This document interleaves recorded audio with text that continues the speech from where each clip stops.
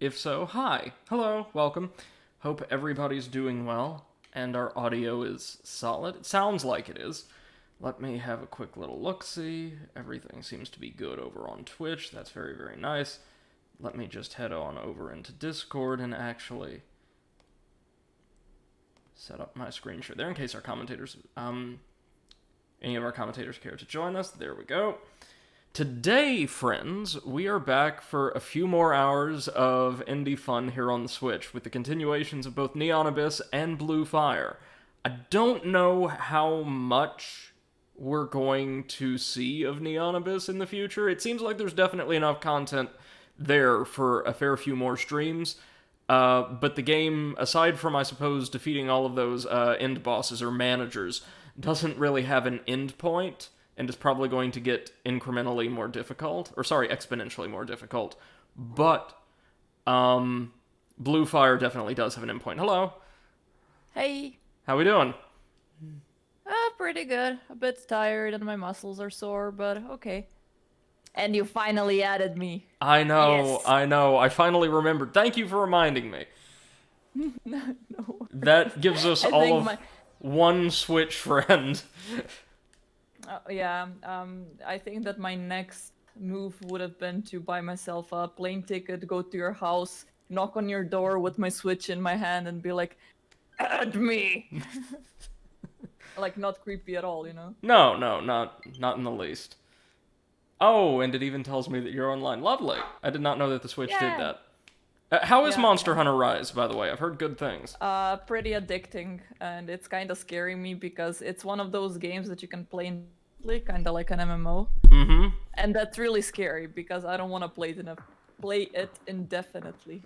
No. We need to save that for whenever all of us decide to play an MMO together. Yeah, exactly. Okay, so today we're going to try out this new character we unlocked at the end of our last run, who doesn't start with guns, or he does start with a gun, but doesn't start with keys or grenades, but does have a dodge roll, which might be helpful. And also looks like a 1980s fitness instructor, which is appropriate, Yeah. I guess. What was his name? Mike or something, maybe? Michael, I think. Yeah, and he starts with, oh, an umbrella gun called the Melody. Oh, look at all the weapons. Struth. Cute. That's really nice. Oh, yeah. And Have you had another chill day today? So far, yes. I'm going to be working like a madman as soon as the stream is over, though, because I've got to send, one last email bulletin to one of the classes I work for, record an assignment description for another, and, oh, what else do I have to do? Oh yeah, actually design the assignment in question, so. Interesting. I'm going to just occupy myself in the meantime by fighting like gods of pills and fast food flavored pills. Good. Let's see. Weapon does more damage when we're at full hearts, kill enough enemies and we'll drop hearts. And thanks to the bandage, we can roll every once in a while. Okay, that's not too bad.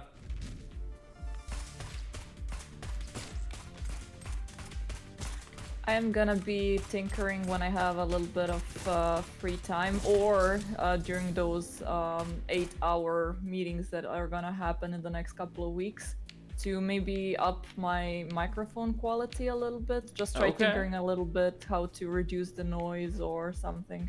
Because this is like a very high-end microphone, and I feel like yours is much better than mine, and it's like I paid a shit ton of money, and I notice quite a big difference in quality when I'm editing our podcast. Like yours is always very clean audio. Oh, I think yours is just And- fine. The difference between us, I think, is, well, you live in an apartment, a more open space with two small animals running around virtually all the time. And Yeah. my apartment is obviously quite a bit smaller than yours, and I live alone. So, and I'm also right up on my mic virtually all the time. So. Right. I mean, I'm very close to my mic as well, but I think that I have quite a lot of those like high pitches. I noticed that every now and then it goes super high up, and I need to like reduce it a little bit. So, oh well. I mean, I'm gonna tinker a bit with it. I also need to tinker a bit with my camera positioning because I feel that I could get a bit of a better quality if it's in a better position, and maybe I invest a little bit in proper lighting. Or maybe like for the purpose of like the show we're going to be working on, just a bit lower so people get like a head-on view of you instead of like from above. Yeah. Okay, that'll give us That is what I thought. wisdom. Oh, and since you signed off a bit before we really got into the meat of the game yesterday, I could tell you, for your tastes, Seth, I could not recommend Blue Fire enough. I think you would absolutely adore it. Okay, great. That is definitely a game that I want to be playing then. It doesn't really take much inspiration from Dark Souls. It is just straight up what if Hollow Knight were fused with Legend of Zelda.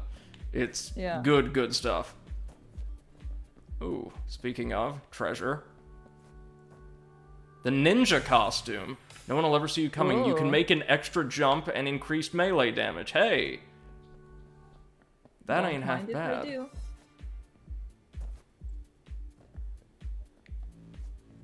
So, does it seem like there's as much content in the new Monster Hunter as there was in World? To be honest, there is so much content that it was quite scary to start playing it.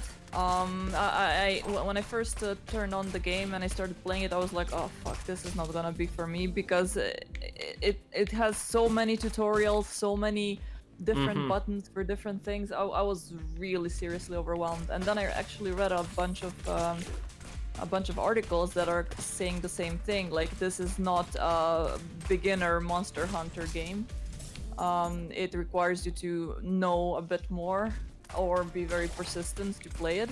Yeah, the learning curve for Monster Hunter has always been kind of notoriously steep. Yeah.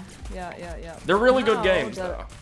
Yeah, now that I've actually passed it, it's like past the tutorial, and the learning curve is a bit better, I would say.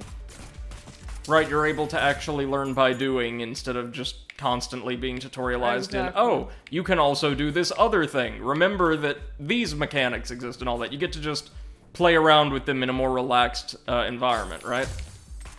Oddly enough. Course, I mean, what keeps me going is the fact that I have Poppy and Beppo playing with me.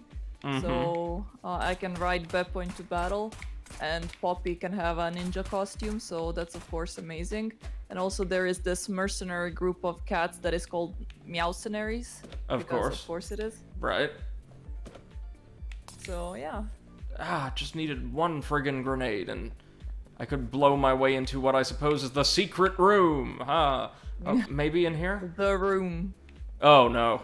Oh, a grenade, speaking of. Thanks, Tommy. Okay, let's do this. Huh. Oh yeah, if you're planning on playing Monster Hunter, I do advise that you play it in Japanese, like with Japanese voices. Because English is fine, but the Japanese ones are very exaggerated, old-fashioned. You know, you have like an old man being like, oh no, Yeah. and stuff, so yeah. They're more entertaining. Yeah, exactly. And just as I start broadcasting, there go the dogs. Of course. I mean, they are the stars of this stream, right? They're the stars of this channel and my life at this point. Can't you, like, ask the owners politely to do something? I doubt it would do much good, but I guess I could. Oh, it's McTucky again. Hi. I mean, yeah, oh my god. But yeah, if it's really as often as you claim, then, I mean, it is bothering you, and it's, yeah, not helping you, like, when you have to work and stuff, then... I have had friends over say, like, they've never heard anything like it, like, from neighbors or their pets. Like, incomparable, but hey, that's just my luck. I'm playing life on hard, baby. Yeah, like here, people would complain, and then if nothing happens, you'd go to the janitor, and then he would like give a warning to the person who's owning the dogs. Well, no, Sev, no, it's okay. You see, oh, as we would have expected, as we defeat managers, the dungeons grow longer and deeper. You see, the dogs aren't drilling, so it's fine. Ah, of course, yes. Imagine if the dogs were drilling. Oh god. I wouldn't put it past these. Okay, so we've got some kind of iron-plated beasties here. Okay, so what? Do you have to spot me? And yeah, then turn hostile. And then we can damage you. I see, I see.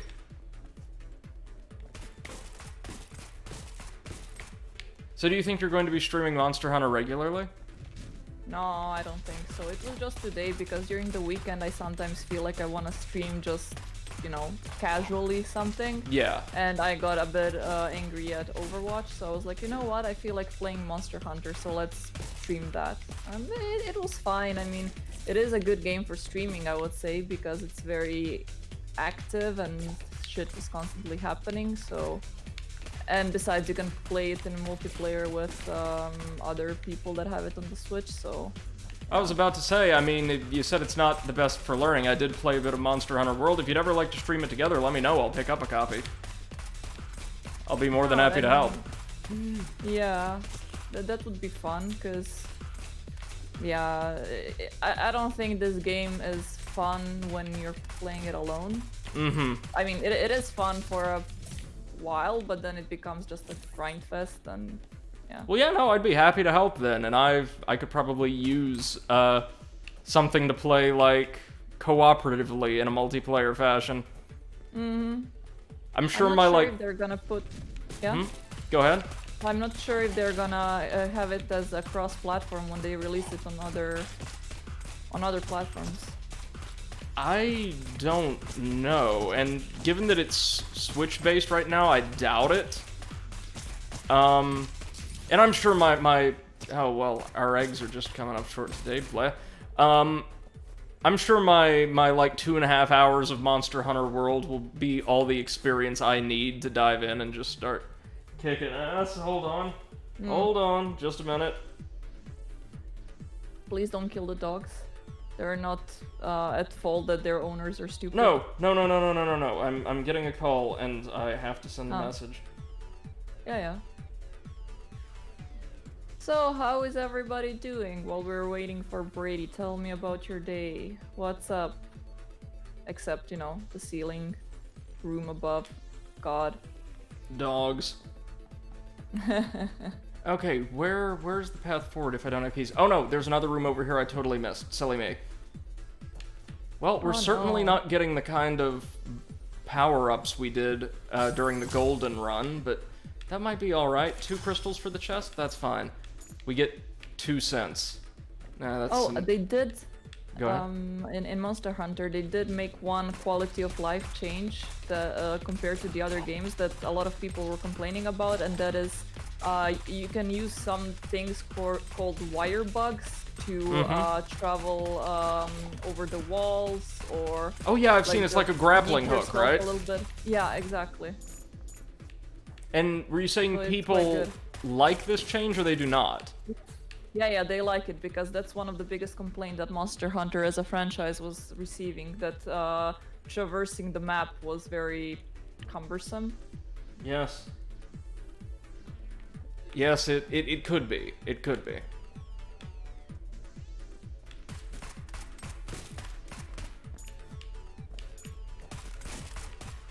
Okay. Ooh, we've got a battle arena. Maybe we can earn some power-ups in there. Fingers crossed. Since that was our one key. Alright, bring it on.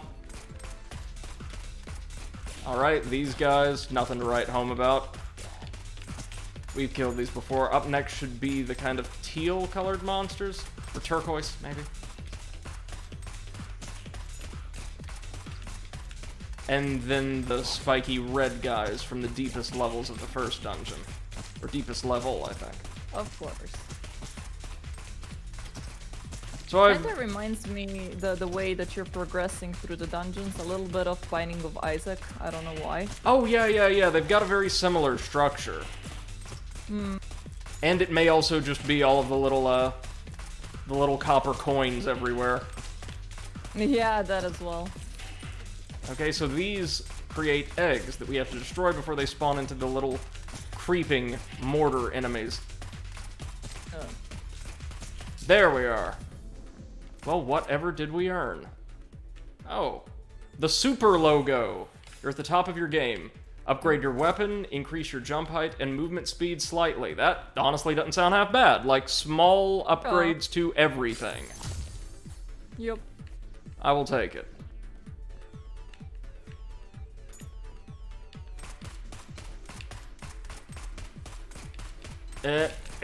Okay. Oh, again, no significant goodies here, but at least we're staying stocked up on keys. Alright, I'll lose the shield in order to grab whatever's in here. Oh! It's another combat room. These are considerably closer quarters than were offered to us in the previous arena, so got to be kind of careful here.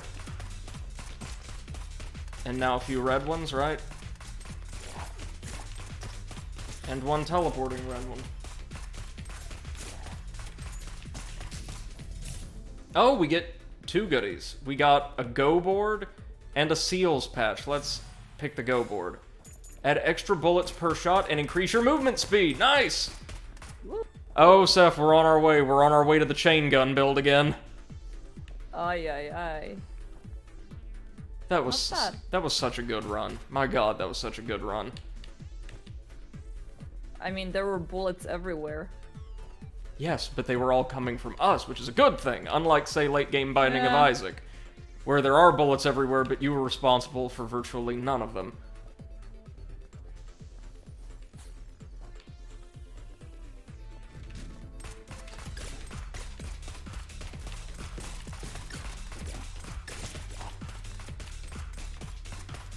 Okay.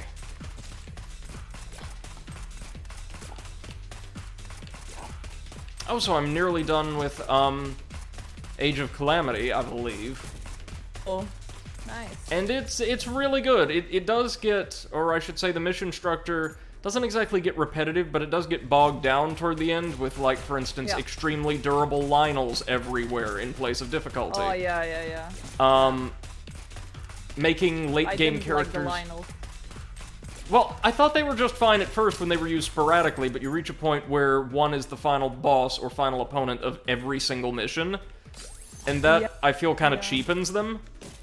It's, Onryoki syndrome. Yeah, really. I mean, they do have elemental powers and all of that, which is kind of cool, but oh, here we go. Do we want to unlock Fatal Dance or the Soul Flask? Soul Flask. You got it. You hear whispers within the bottle. Add a heart retainer and recover some hearts. Good choice, as always. One thing I do like about this game is... And this is how a really solid roguelike would be designed, I feel. Or should be designed. Even though the odds you're up against become increasingly stressful and increasingly unlikely, every single upgrade the player earns, kind of like in Binding of Isaac, does make them feel more powerful, like appreciably more powerful. Oh yeah. Hello, Spud. Hello. Howdy, howdy. Let me see. Anything else we can do here? I guess we could see if the store's got anything for us, which also unlocks a wisdom room. We can buy the Vortex Cannon. Yeah, let's see what this bad boy's all about. For honor for Atlantis, we can spend hearts to get coins. Oh, wow. Y'all have a look at this. Oh, that looks fun. Oh, yeah. Oh, yeah, baby. That looks amazing. Let's see what the Wisdom Room has to offer us. Do we want the police badge or the winged hat? Winged hat, obviously. Okay. You want to look like Asterix. Okay, we now have a triple jump. What does the police badge give you, though? The power of racism? I mean, unfortunately, probably so, yes. Okay, let's see which god we're up against here. Oh, it's Daniel again. Hi, Daniel. God of gambling. Also, a really underappreciated Elton John song. Daniel or... Daniel, yeah. Really Really? catchy. I've never heard it. I mean, I was never a big fan of Elton John, so. Oh, his live show is something else, man. Okay, Oh, nice. we got the canned cat food, which gives us a heart container, and we get some gifts from cats. Nice. It's the best kind of gifts, really. The cats in this game dance when they are making you food. Those are the best kind of cats. I still need to talk to Poppy about when I'm getting my dango. That's right, you can might name be your getting companions. some dung from her. Dung. Oh. Oh, Okay. yeah. Let's see what's over here. Ah, an opportunity for the vortex to do its thing. Ooh. I mean, it was really effective against Daniel, so... I'm sorry, did that teddy bear, like, perform an Yes, attack he that did. caused stone teddy bear heads to fall from the ceiling? Yep. Sorry, I thought I saw one of those gargoyle masks on the back wall vibrating. Guess not. Alright, what are we up against here? Oh my god! Well, wasn't expecting that. I finally found my weapon in Monster Hunter. The dual daggers. Dual There swords. you go!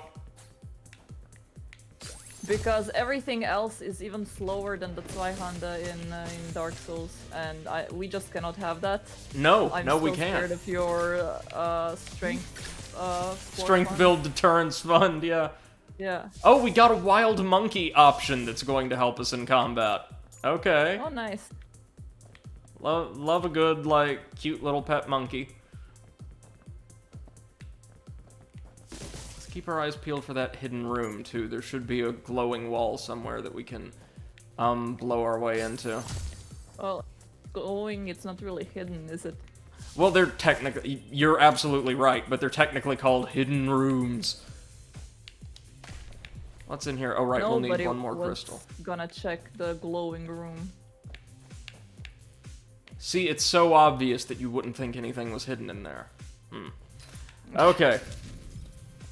Into the arena. What are we up against this time? Same baddies? Oh, yeah. So far, at least. Oh, with some teleporting melee enemies this time around. In Phase 1, I should say, because they did appear in Phase 3 of the previous combat arena. Alright, on to the nasties. Oh yeah, the Tempest is where it's at. And our prize is... Wade Tech. Totally not Wayne Tech. Upgrade your weapon to increase rate of fire. I don't know if that matters here, but okay.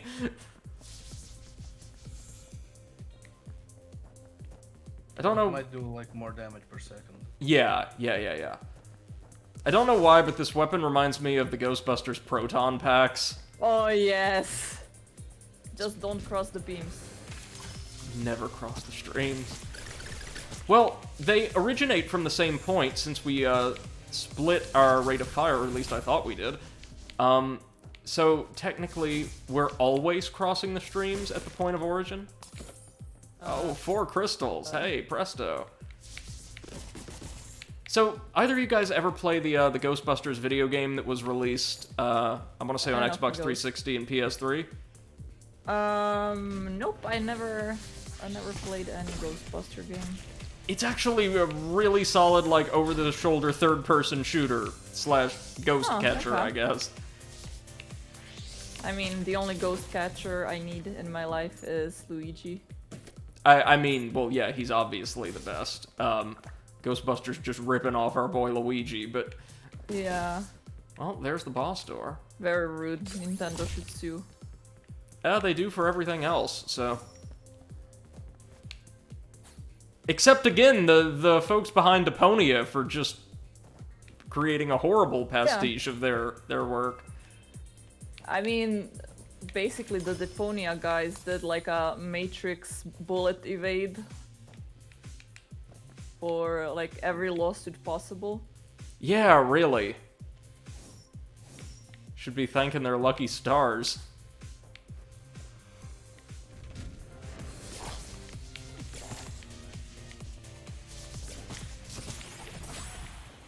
I'm sorry, our monkey just evolved into Sun Wukong?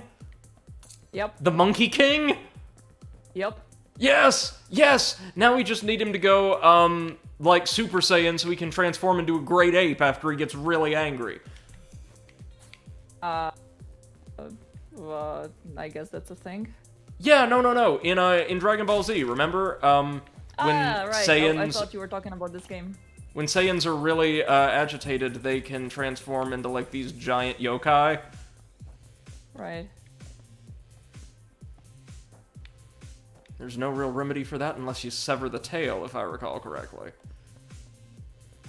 Or alternatively, just beat the crap out of them, which seems to be the solution to most things in the Dragon Ball Z universe. Yeah, but first you need to, like, scream your guts out for 3 episodes. Right, yes, of course. Sorry, always forget that part. Yeah. We could buy Terry, but... And I'm sure we would get some kind of gift, since he's a cat-based weapon, but... The Vortex is really, really good. Let's top our crystals back off, because remember, the more crystals you spend, the more wisdom you get. The more wisdom you get, the easier it is to access the wisdom chambers to choose between 2 really effective treasures. I'm curious as to what the violence chambers would allow us to do, but I don't want to chance it. Look at Sun Wukong running around with his little staff, trying to beat people to death with it. How cute. I have a feeling that probably does an obscene amount of damage, too.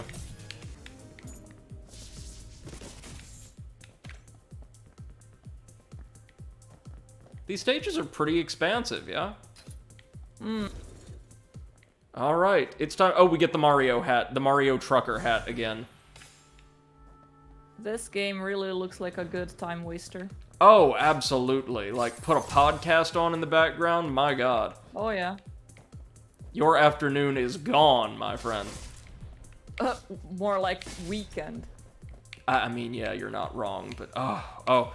I know I'm gonna have to work on my thesis like mad through the summer, but just as soon as the semester ends, I'm taking like a full 1 to 2 weeks for myself, just to relax and get caught That's up a on good some idea. stuff, like life. You deserve it. Thank you. Like, remember your friends? You had Yes. friends at some point, right? Okay, what are we... Johnny, the god of idols. Okay, this is a new one. You sucked in Cyberpunk and you suck here. You suck and we hate you.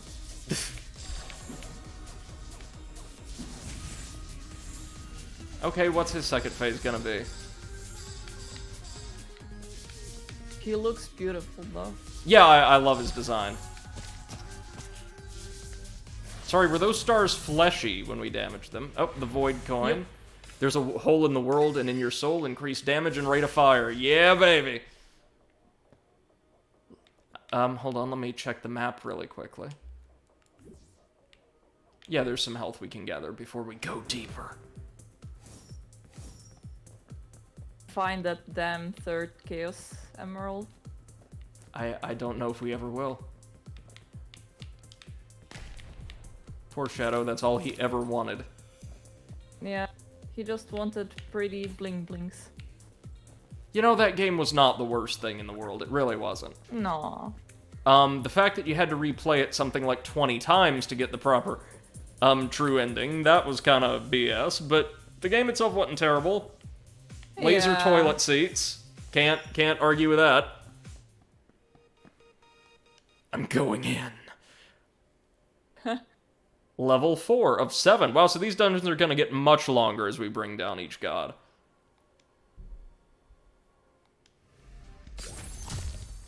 Where's the god of, like, student loan debt? That's one I would like to square off against. Against with your student loans. How horrible must it be? Fortunately, I only had to take student loans for 1 semester, so it could have been a lot worse. Ah, that's good. We can buy A friend of noise. mine- I think I'm covered there, thanks. Sorry, go ahead. A friend of mine from UK said that basically in UK a person gets born with about 10k pounds debt. Eh, Sounds like about the way academic loans are over here. Just sucks. Lethal Perfume. Increase weapon damage when she follows you, and on death, temporarily greatly increase damage. Nice!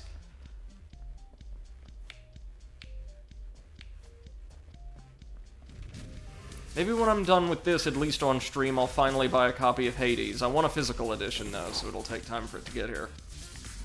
Oh my god, I also want to buy the physical edition. Like a collector's edition or something, because at this point I feel like they deserve it. Oh, absolutely, yeah, those folks, I don't know if you've seen the no-clip documentaries on Hades. Nope, I haven't. Following the dev team through virtually the entire development process. NoClip is a great, really professional channel on YouTube that specializes in crowd-funded documentaries about video game development. I'll share the link to their Hades playlist in your Discord if you'd like. Yes, please. Yes. And you get to hear from the entire team as they talk about their experiences, you know, from the beginning of design through the pandemic as it first hit and how they adjusted. With a, like, massive disruptive break-in of their offices that occurred during the pandemic. Like, all this stuff, all this adversity they put up with and endeavored through to present such a wonderful game that won Game of the Year from just about everyone, right? Yeah. And you're right, they do deserve it, absolutely. Supergiant Games, one of the best in the business right now. And such sweet people, too. Like, hearing them speak about their work is really something. Real quick, let's just... There we go, we've unlocked a wisdom room, you know what that means.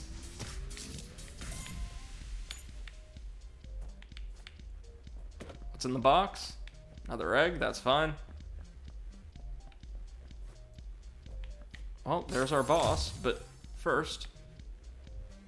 to the wisdom room.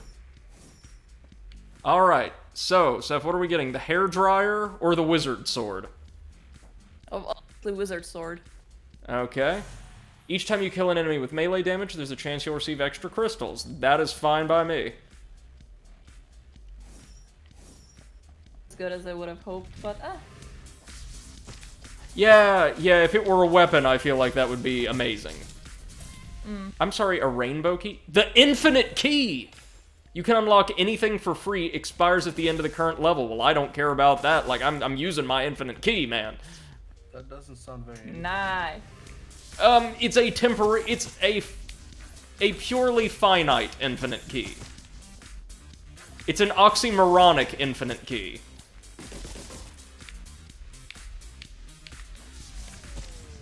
How you doing today, Potato? Yeah, I'm sad. Oh? I have to go to work tomorrow. Oh, I'm sorry. Yeah, so am I. Is it gonna be a long day? Or, ooh, bodyguard glasses. Increase weapons damage! Sorry.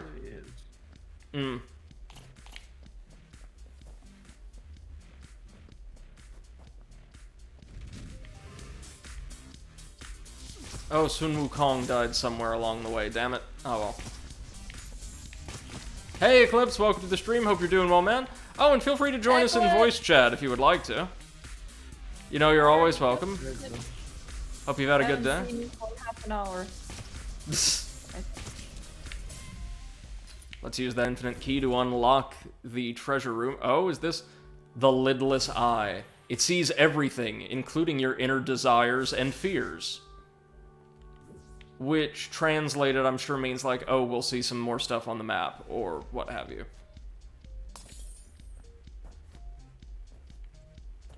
Neon Abyss is so good, you guys. Like, I've not enjoyed a roguelike this much in ages. The last one I played that I had this much fun with was probably Death State. Have you heard of that? Nope. Nope. Heavily inspired by, like, cosmic horror, and specifically, like, the Cthulhu mythos. It is a realm-crossing exploration roguelike where you control a character as they drift about various astral realms, automatically firing at enemies as they come close, but swapping out equipment and buffs and things like that while also activating specials to help clear the way. It's more complex than it sounds, and there's a lot of variety within it as far as playable characters, environments, bosses, all of that. And every single item, enemy, and weapon you encounter has a pretty lengthy write-up in a massive lore book, which I love. Alright, Eclipse, no worries, man. I'm doing alright, thanks for asking. How about you guys? Potato, you said you had to go into work tomorrow and aren't really feeling it. Yeah, me too. I feel like I need more vacation. Again. I feel like I just need a vacation. Yeah, I mean, it's really not easy to work and go to college at the same time. Would never do it again. Well, no, the fact that I work for my college is kind of what's not helping here, because the way we've been impacted or not impacted by the pandemic has made, as I've talked about before, it's not necessarily that there's more work, it's just that you're doing whatever work you have literally all of the time, because it's all been made so much more cumbersome. Oh, oi. Thank you, Eclipse, I appreciate it, man. We're hanging in there. Power Diamond. Upgrade your weapon, increase both melee and weapon damage. Oh, yeah. Oh, yeah. Oh, yeah, we got this.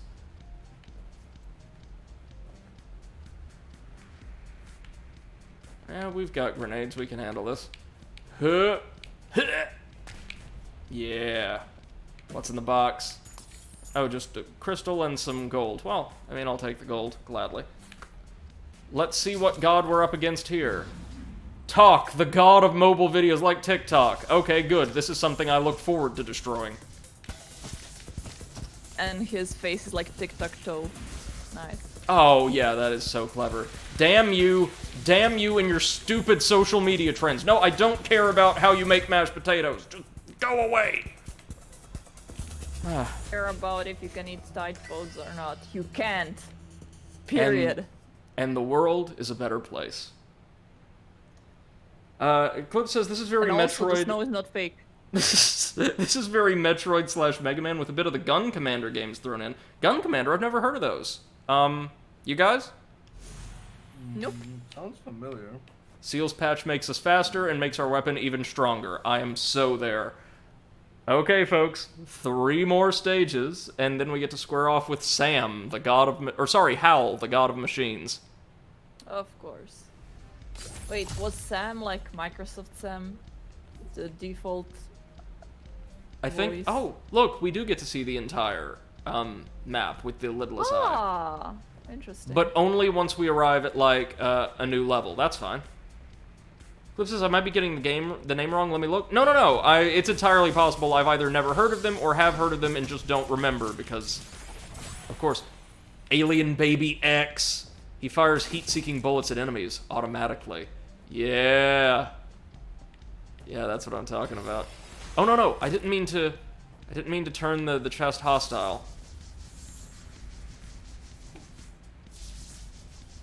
Oh, I love this. There are 2, like, major enemies on this map.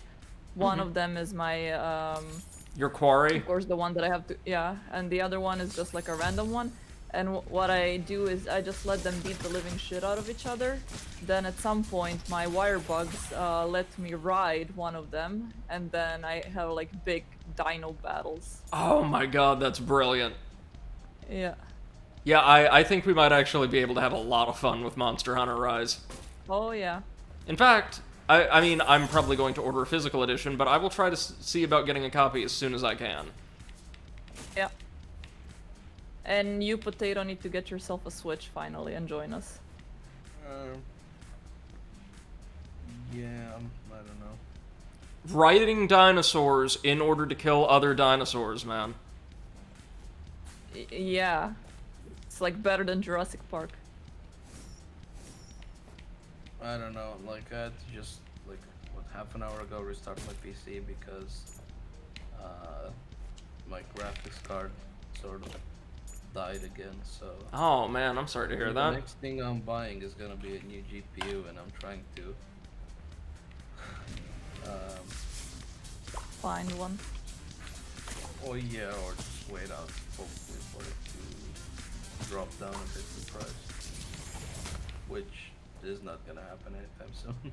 No, I think your safer bet is to find a second-hand one off of someone.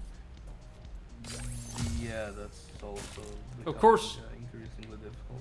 You could always wait for the extremely expensive and rare ones that require that component out of Taiwan. No, I've got the name wrong. The game I was thinking of is Metal Slug. Oh, Oh, I've heard of yeah. Metal Slug. No, I own the Metal Slug collection on PS4. The games are quite good, but also quite difficult, at least to learn. Which, since I think the first couple at least were intended for release as like arcade titles, maybe, that kind of makes sense.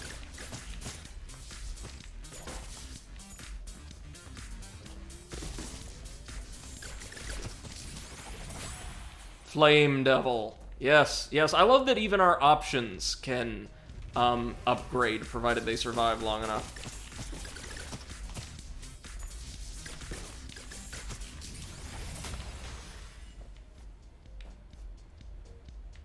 I accidentally keep turning these chests hostile. Damn it, I don't mean to.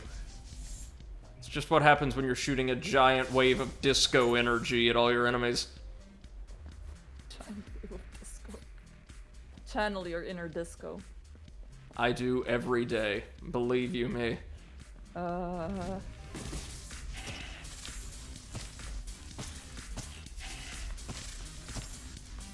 What's the name of that, oh, the grabber, who is just Donald Trump. Ah, yeah. Oh no. The grabber. Obviously. I mean, I get the joke, I get the reference, it's clever, but please not him. At least you get to beat the living shit out of him in a game. No, he's one of our options. He's like grabbing all the money for us. But can you... Eclipse says, hatching failed, it's empty, but the omelets are great. Oh man, now I kind of want to make an omelet. Yeah, me too. I'm gonna make it for lunch, I have some mozzarella. Ooh, yeah, go for it. I think I still do as well. Or no, I've got some grated Parmesan, which will also do the job. Oh, that's also great. There we go, let's go ahead. It's rated. Oh, what is this? The Destiny? I'm sorry, is this Immortal Unchained? Yeah, well, let's see what it does. So, you know, your kitty companion, sometimes in the middle of the battle, stops fighting, turns around, and starts gardening. And he grows a nice little flower that is restoring your health. And then turns around again, goes towards the enemy, carrying a gigantic powder keg that's set on fire. So, I love this cat. Yeah, those cats are just straight up chaotic neutral, right? Yes. So, since we bought a Stormtrooper helmet, we may randomly fire a laser, and the flavor text even reads, look at all these bonuses we have, even reads, whether or not it hits anything is another matter. Gotta love that Stormtrooper humor. Okay. Oh, what's in this? Keys anywhere, please? It's been so hard to find good keys. Even here, we have You don't have anymore the infinite one. key. Which is a shame. Clip says, also, Seth, I might potentially add channel point squats. We'll see. Or I might add weight stuff where I take 1 kilo weights and do in-out movements. It's tentative, but knowing my masochistic ways, I'll be doing it. Take it easy on yourself, Eclipse. You've seen in Seth streams what happens when you give an audience the power and the incentive to cause pain, or otherwise do harm. They take to it with alarming alacrity. I'm sure think, his like... audience likes him and it's not gonna torture him.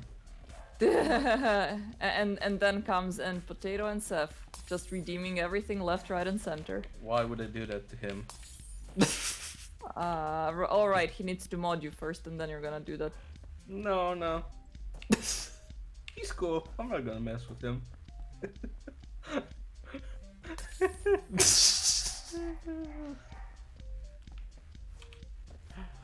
Seth, does it say anything about the community? Does it say anything about your community that you have exactly two mods who don't routinely cause you physical harm? I need to rethink my choice in friends. Oh, it's Argus again. Who's the other mod? I'm fairly certain whenever he comes around, Pooey doesn't often redeem squats. Oh yeah, but he's almost never around, so... But still, using the small sample size I have. So I have to thank Pui for never being there, because at least I don't have to squat. That is correct, yes. Nice. Silver lining, I like it.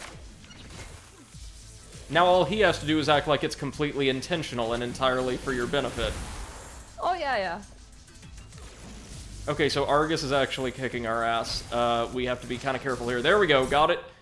Just a bit to spare. The Earth Bread gives us a heart container. Alright. Oh Nice. my god, it's for Bready. Oh, yes, of course. Eclipse says, how to find your true friends. Give them the choice of causing you pain. You know what true friends always do? Choose to give you pain, because what doesn't kill you makes you stronger. And tries again. Yes. Welcome to level 6. I'm sure it's going to be quite similar to level 5. What's in the store? What's in the store? The Swallow. Okay. The Rogue's Badge. I'm gonna go ahead and buy some health because I'm not loving where we're at right now. Well, what does the Swallow do? Wait, no. No, we're going to wait to come back. Swallows? We may... No, it's a weapon. That much is for certain. Maybe it swallows bullets. I think it was a crossbow, so it was meant to evoke, like, an avian theme.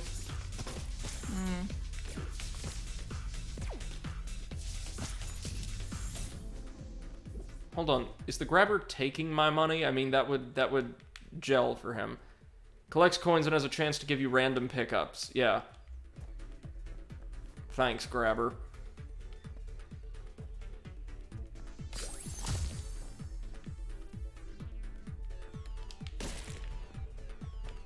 Okay, what's in here? Ooh, some armor. I don't care that what was in the crystal chest isn't great, I mainly just used those to gain more wisdom. Hopefully... Why do you need wisdom again? When that little wisdom gauge in the lower right-hand corner is maxed out, we're able to access one of those purple rooms that give us the choice between two really good pieces of equipment. Ah, okay. Something else will happen when you max out the violence gauge by, like, damaging chests and the like to the point where they turn red and sprout spikes, but I really don't want to see what that is. Probably unlocks, like, crazy battle challenges that you can also complete for rewards. I would compare them to, like, the Angel and Devil rooms from Binding of Isaac, respectively. Right, I remember those, I hated them. The Angel rooms were great. They just gave you, like, a pretty good piece of gear most times. Yeah, but the problem is I was playing with Lilith, and she gets automatically damaged by everything angelic, so as soon as you enter angelic room, you're losing health. Oh, I see. I see. Yeah. Clip says, embrace the purple, get good stuff. Yes, exactly. Exactly.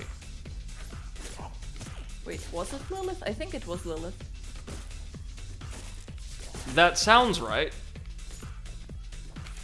Almost there, we just need to use crystals one more time. Or spend crystals once more, and we get the good stuff.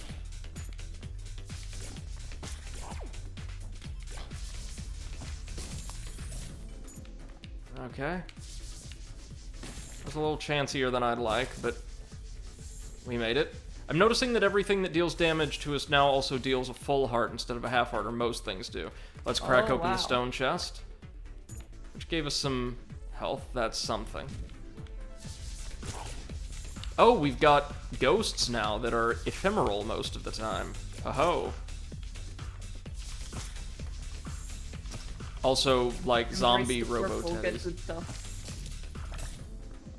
It's effectively the operant thesis of this game. Speaking of, the purple! That gave us a wisdom room.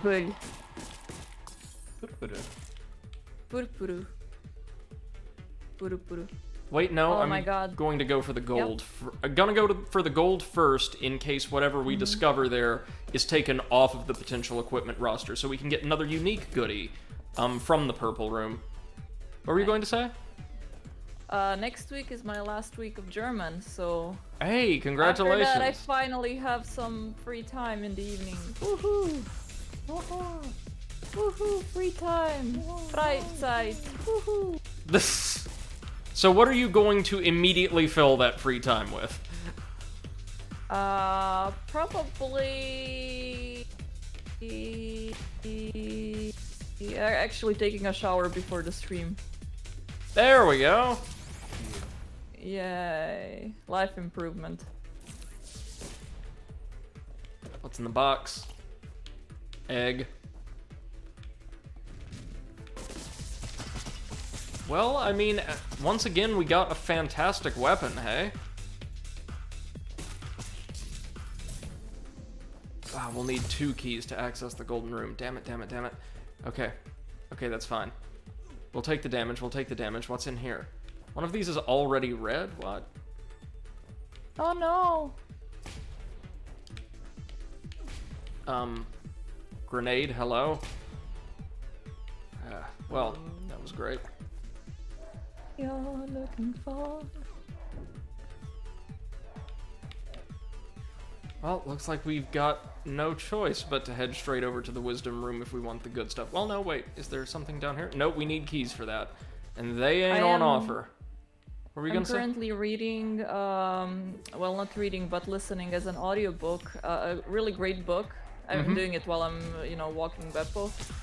It's called The October Man. I don't know if you've ever heard about it, but it's like a murder mystery. I think I've heard the name. Yeah, alternate reality Germany, where like some people can do magic.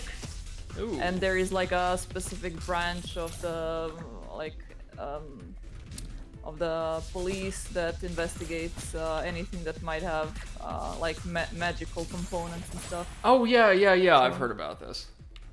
It's pretty good actually, and the voice actor is not voice actor, the guy that reads it is German, so you get a little bit of that German accent while listening to it. Very Plus, nice. he actually correctly pronounces all of the German words, so that's a plus in my book. I'll have to check that out at some point. Oh, damn it, everything's locked, and for once they don't give us a key. Ha! Oh well. To the wisdom room. Okay, friends. To the wisdom room. Do we want the forbidden mask or the blue protocol? Probably blue protocol. Forbidden mask sounds Yeah. a little chancy to me. Yeah. Blue protocol. Add shields and upgrade your weapon. Nice. Choice. You have chosen wisely. Yeah, that's solid. I mean, it's not a tremendous benefit, but it's also not costly in the least. Okay, now we're up against... Talk again? Damn you, I thought we had ended your reign of terror over the minds of youth. But they got bought by Tencent. Oh, well, that was it. Tencent must have, recommissioned it.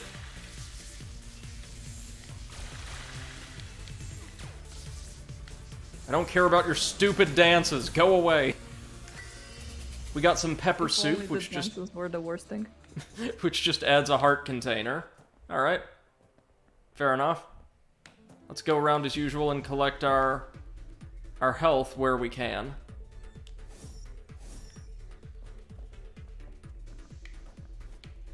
There won't be much, but there will be a little bit we can get caught up on. Or topped up Nut. by. No. Nut. No.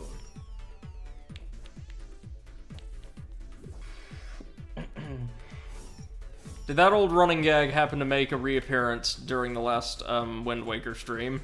Yes. Of course Potato made sure of it. Did you No, encounter? it did not. Did you encounter any dark nuts? Yes. Oh, they were in the Wind Temple. Okay then. I think 1 or 2. Not too many. Also, you got to encounter Wind Waker's brilliant variant of the Wizrobe. Oh yeah, I fucking hate those. But isn't its design gorgeous? Oh yeah, it's cute. It's like the what's it called? That bird with a Toucan? yeah, toucan? toucan. Toucan is the pronunciation we use over here, but I think it might be toucan. 2 can, 1 can. 3 can't. for some reason. They also remind me of the animal masks used by the inhabitants of the Earth, like the Great Mizuti in Baten Kaitos. Ah, okay. Inhabitants of the Earth, and then awkward pause, and I was like, what? No. I'm always going somewhere with my weird, incoherent musings. Just give it time. Okay, so Hal's right over You're there. not one to judge about awkward pauses. Oh, did something happen? No, or did we like get a great quote I'm not she's aware the of? One... No, she's the one that usually says something that can be, like, misunderstood, and then pauses, and then continues, that makes the sentence sound normal. Ah, yes. Yeah, but you know what's the worst thing? I'm not aware of it at all. Well, I'm usually not either, and I have a very similar habit. I pause because my brain just like needs a second to readjust. Same. Like my mouth is faster than my brain, and then it's like, where was I going with the sentence? Ah, yes. What's in the box? Oh, lots of eggs. That's fine, I guess. Let me bring up the old map. Where is our... Okay, so we have to go across the entire stage to reach our last gold equipment room. I'm going to try to access it, though, because that's usually where we found the really, really good stuff. That and the wisdom rooms. May also be able to unlock another wisdom room if they give me enough crystals.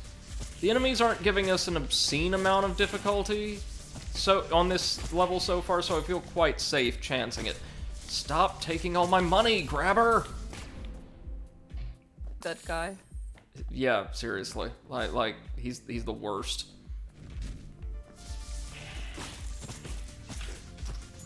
I assume is what you said. You did say fuck that guy, right? Your mic cut out. I just heard guy. Oh yeah, I said fuck that guy.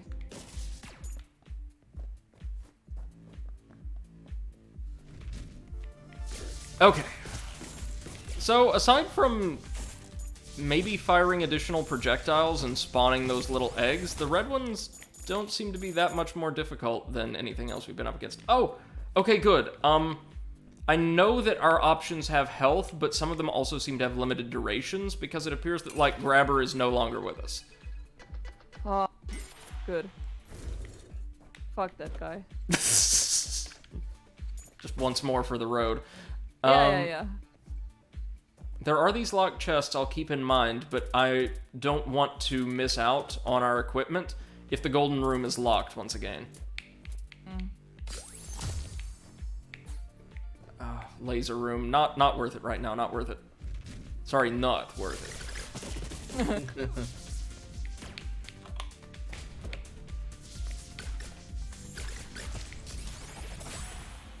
The Happy Kendama.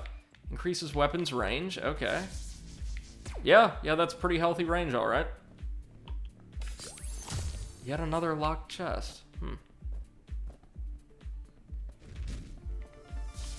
Again, as like stereotypical bass thumping club pop goes, the soundtrack's pretty good.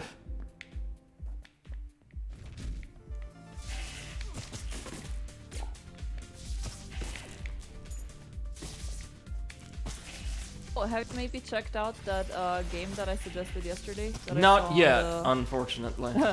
You mean not yet? Not yet, yes.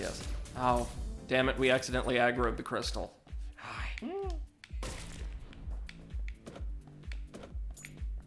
Okay, at least we're getting plenty of armor. That's handy.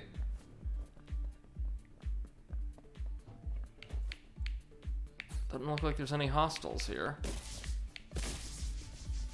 We're almost there then, crew. Almost to our equipment room.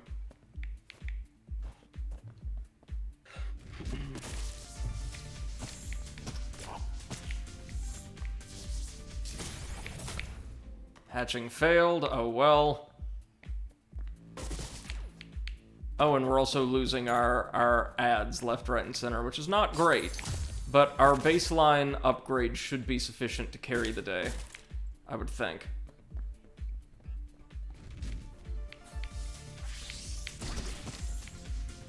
Ooh, health. Yes, very good. Oh, and we, at least with this laser cannon, can fire through walls. That's something I failed to mention before, but you've no doubt seen. Super handy. So this character is not as blatantly overpowered as our last, but I feel like we still got a very, very good run in terms of drops and equipment. I'm not sure when the challenge hits in, though. It's entirely possible I'm getting just very, very lucky. But also, it's not like this game is bereft of challenge. I'm playing in a fairly, like, risk-averse manner. There are multiple difficulties, too, and I think I'm just playing on normal. Okay. Okie dokie. Pleb. I know.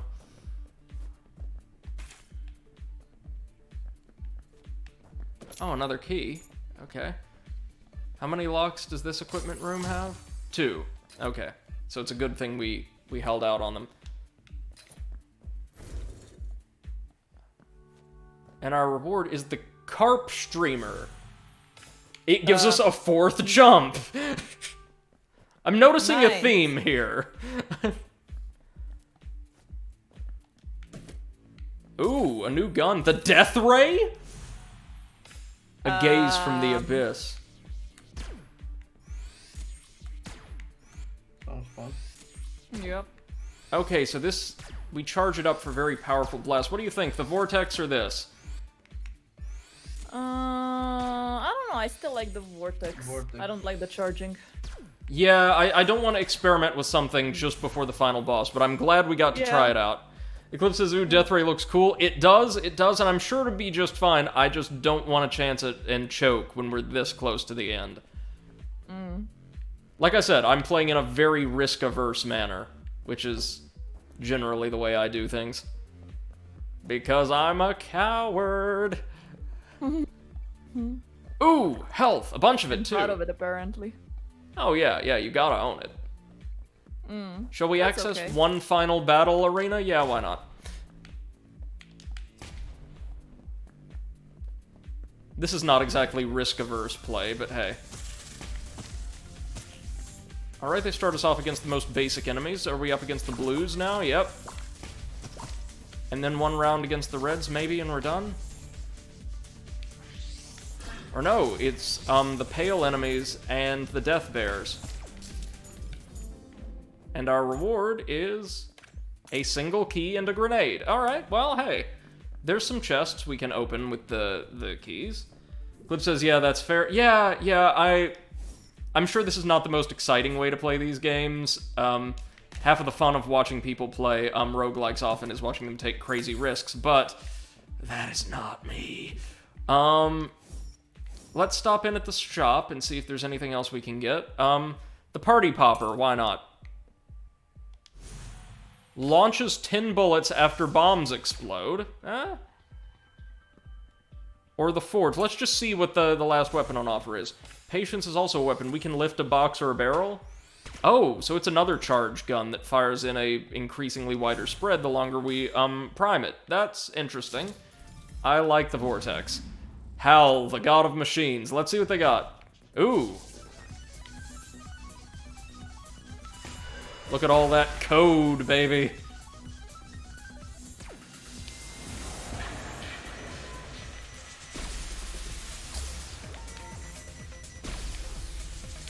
Oh no.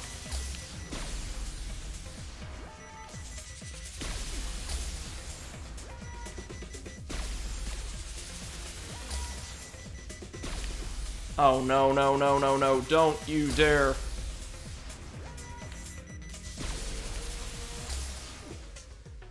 Damn it, we died! AI from that sci-fi horror, the name of the movie escapes me.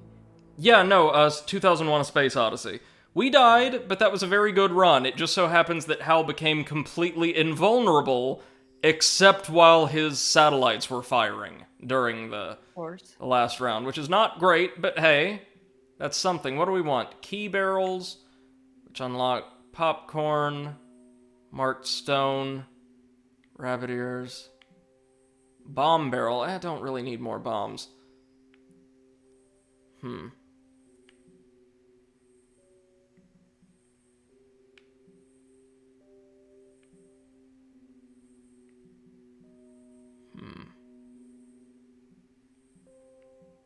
I'm thinking key barrel sounds just a little too useful to pass up. And we'll go ahead and use the claw machine room because that sounds very interesting. Well, guys, we tried. Are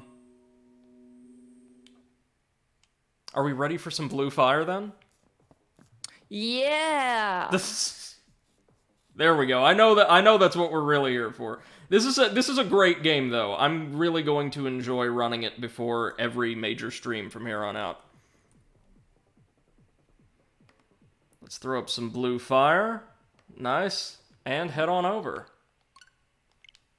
So yeah, this is just straight up Hollow Knight, and I kind of love it. We need more games like Hollow Knight, just like we need more games like Dark Souls. One thing I really like that this does that a lot of other... And I know I said it's not like Dark Souls, but games in that general oeuvre fail to do that we've seen really effectively is it respects both the space it uses, that like giving you scores of unique treasures around every single environment, but also rewards and encourages exploration through a diversity of environments, treasures, techniques, and enemies. Like, you always feel like you're getting something new, something unique. And that's something a lot of Souls-likes I find don't really do. Like Immortal Unchained, for instance, you were fighting the same people and getting the same basic treasures over and over and over again. Yeah.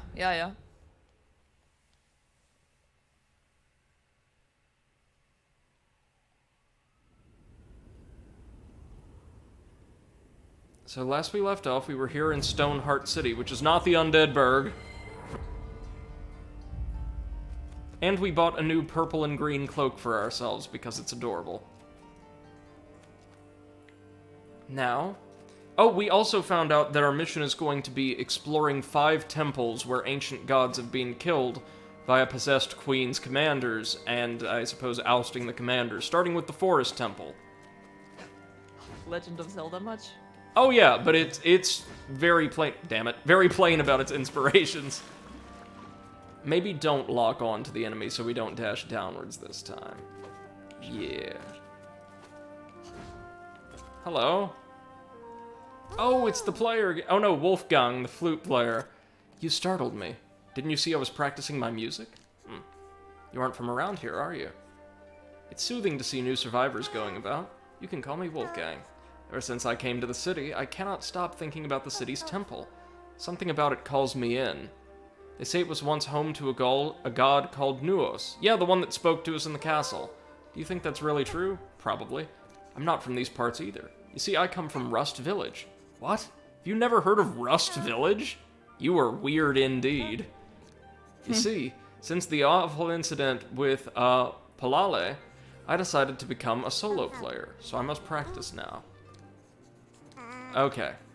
There's lots of adorable little NPCs scattered around that we can talk to.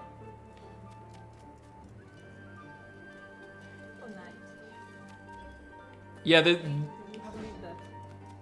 this is just straight up Hollow Knight, isn't it, Seth? Yep. And I love it. We need more Hollow Knight-esque games, and I can't wait for the sequel. What else can we access from this area? We can make our way over there. Or over there. Let's start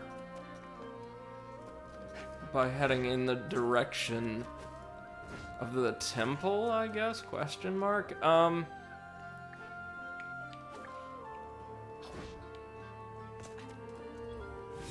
Oh, we got another set of books. Maybe we can turn these in with, like, a merchant somewhere? I don't know. This is our second, book set we've discovered. We're also going to need to prioritize getting a bigger pouch, because right now we can only carry just short of 3,000 ore, and I feel like we're going to need a lot more.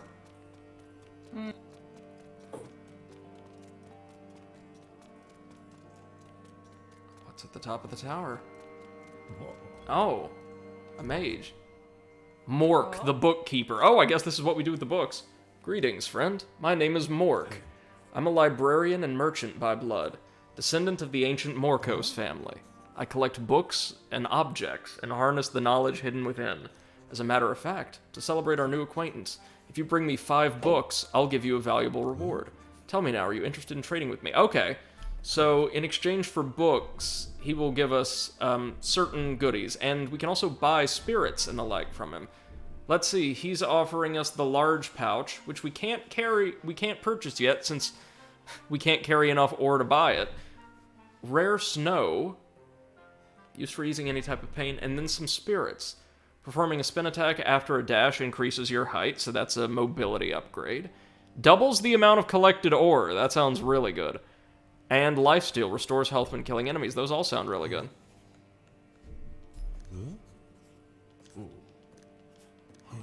So he needs 5 stacks of books, okay. Glad to know he's here. Any collectibles up here? In his little chest, for instance? Ah, more sapphire ore.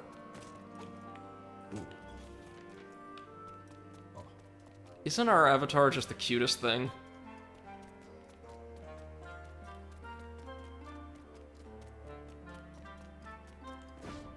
And, like, you could tell this game was made on what I would assume to be a fairly tight budget, and they still accomplished so much when it came to world building and environmental design. Yeah. Yeah, I was gonna say it doesn't seem like they had a big budget, but the game still looks adorable. And I think their choice of art style played a really significant role in that. This looks very striking without being incredibly detailed. Yeah. Okay, we've got a chest over here. I assume this level design graphically looks like just a brighter Dark Souls. Yeah, really. More ore. What does this show us? Oh, another switch, which is considerably higher up. Where's this going to take us? Just back to the sewer? Yep. Yep, looks like we found a shortcut back into the kind of industrial sewer zone. Nice. I mean, nuts. Nice.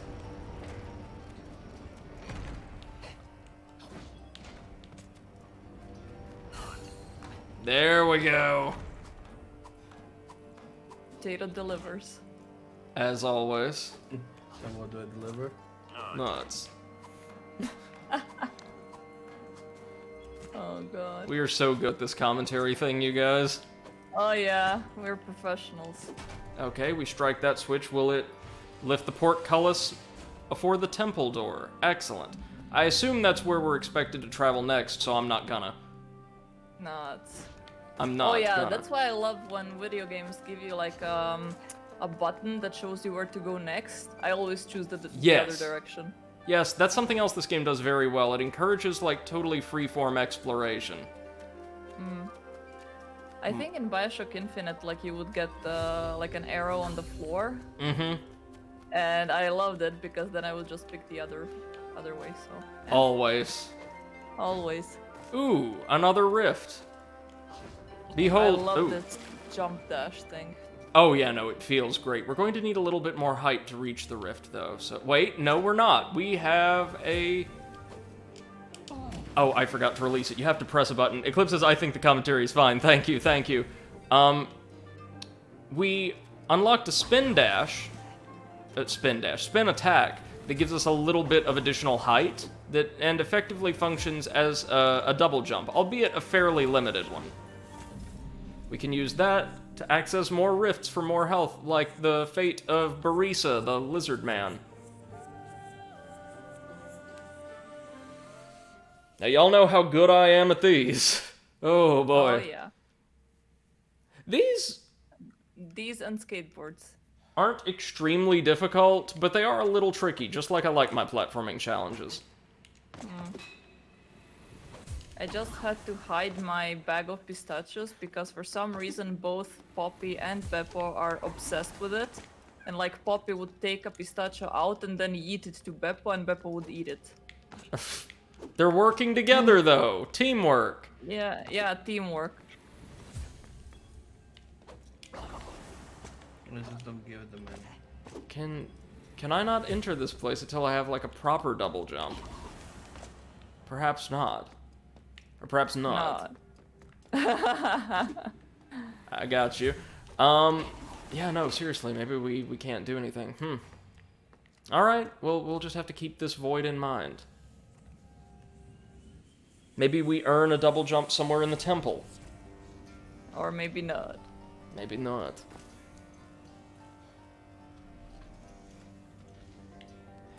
Well, what's in here? I see a signpost, so I assume good stuff. Abandoned path. Sounds great to me. Yeah. Onward toward abandonment. Yay. Yay. Yay! Ooh. It's very nice. This gate requires a graveyard key. Oh, we don't have one of those. We'll be back. We'll be back. I guess that's where we go to fight Nito, then. Man, I need me some Elden Ring news, guys. It's about time. It is! It really is. I mean, yes, FromSoft released a great remake of Demon's Souls, apparently with a little tiny bit of added content, but it's not like any of us have gotten to experience it, or will. Yeah. They fucked up. Potato, Maybe any... they're gonna release it on PlayStation 4 as well, just like downgrade it a little bit. Any news on those... probably not, unfortunately. Any news on those graphics units, or the situation with development? Or production over there? Graphics units? Didn't you say that, like, the- one particular component used in PS5s and a certain type... Sorry, a certain type of graphics card? You mean the... No. Like, the chips are used in pretty much everything, from cars to, like, freaking toasters, everything. Okay. Pretty much everything uses those things. Like, there's... NVIDIA uses some Samsung chips, but they're also sort of switching to TSMCs, and it's just a global shortage of it. And also, you know, the problem with scalpers and general assholery. Of course. So, like, I think I read somewhere that they don't expect anything going better in, like, stock until, like, 2023 or something. Oh my god. Oh. Oh, fuck. And is it fair to say that the vast majority of these problems have actually been caused by scalpers? Like that maybe without their consistent and fairly unmitigated interference, there would be problems getting your hands on these items as there would be with any big ticket. They just wouldn't be so endemic. PS5 wise, maybe graphics cards. I think the biggest problem is right now the crypto mining situation. Crypto mining. Yeah. Yeah, they're really good at mining cryptocurrencies, so miners are just buying them. Like, miners in China were buying laptops with the mobile versions of the GPUs, which are much worse than the desktop ones, but they're still pretty much the best you can get. Ah, yes, of course. I mean, my graphics card is already pretty good for mining. I'm getting like, I don't know, $50 every 2 weeks, something like that. Wait, which one do you have, Steph? 2070. The regular 2070. Yes. Well, 2070 RTX. I don't know if there's anything other. No. There's 2070 Super. Ah, right. Yeah, no. So yeah, you can mine almost €3.5 a day if you just leave it running 24 Oh, hours. wow. Yeah. That's what I do because most of the time I'm not on my computer. So, Oh, I would love to not be on my computer most of the time. You guys have no idea. yeah, I'm on my Mac. Eclipse says, you know when you're doing a questionnaire and some of the questions have no correct answers, but also not a space to put in the correct answer? Yeah, that's never fun. No, it is not. You know what's also not fun? When you have a choose the correct answer, and the last answer is always none of the above. Mm-hmm. And then you're like,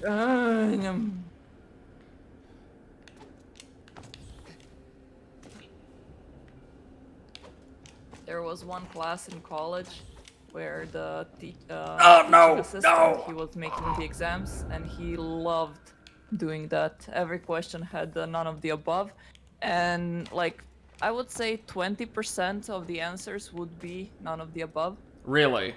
Oh, was that Yeah. Chupich? Yeah. Yeah. It was also a catch-all instead of in case he makes a mistake in like making the assignment, and he makes it so that it's unsolvable.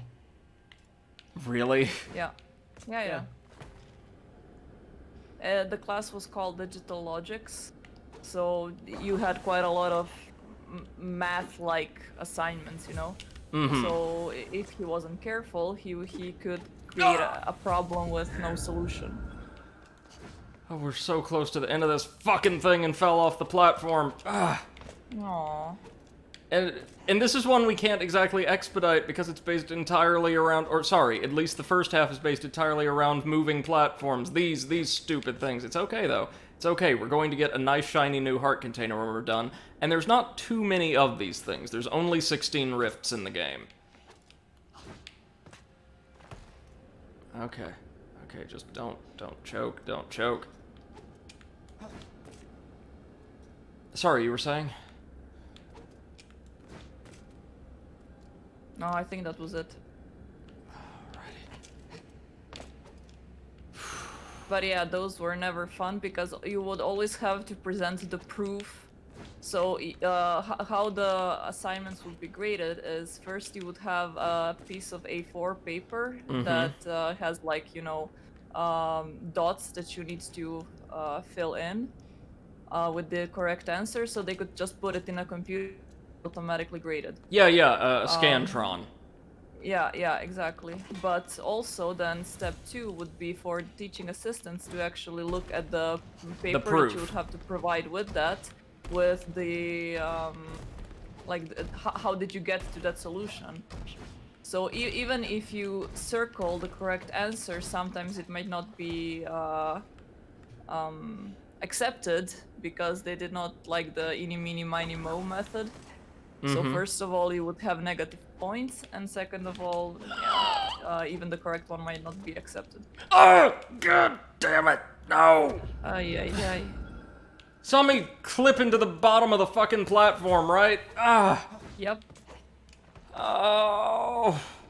Sorry, just, sections like this drive me insane. When there's nothing I can... one of those with fuck you. No. We made it to the end before and then I choked, but the issue is there's nothing I can really do to expedite my progress here, so it's just sit on the platform and wait for a couple minutes. Yeah, and then you get nervous and you want to do it as fast as possible and fuck up. Yeah, I know. These sections and their design actually feel very, very similar to, like, the design ethos I observed when I play the Crash Bandicoot games. Like, we want you to do this perfectly, and we also want you to do these specific maneuvers over and over and over again without making a singular mistake. Which is not bad. Yeah, you gotta go fast. Yes. Like, how many times have they asked me over the course of this? And keep in mind, this is one of the harder rifts in the game. It's got difficulty rating of, I want to say 4 out of 5. So that's acceptable, I guess. Yeah. They want me to jump around like those little walls. Same basic maneuver, 5 or 6 times in a row for no real reason, I guess. Now, these I can handle. They're slowly crumbling platforms that you just have to dash between.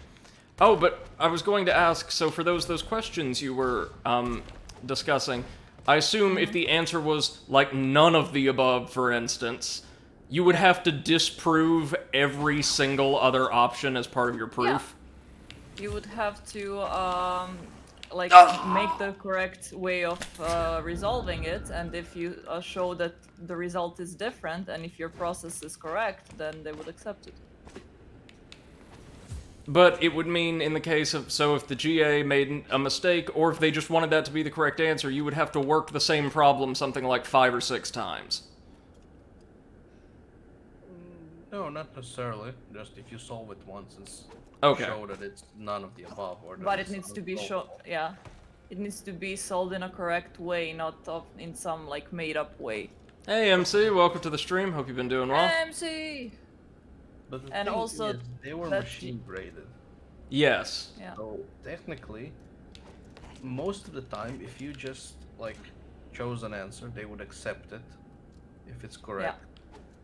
But later on, if you were to like complain or had to like you were looking to get more points, if you had nothing, then they would just probably invalidate your whole test. Oh. Oh So joy. basically, in those like time after you get the result, when you can go and complain, there were quite a lot of people, especially in this class, that would come out of it with less points that they came in with. Oh my god. Yeah. So sometimes it would be wiser not to complain about your grade.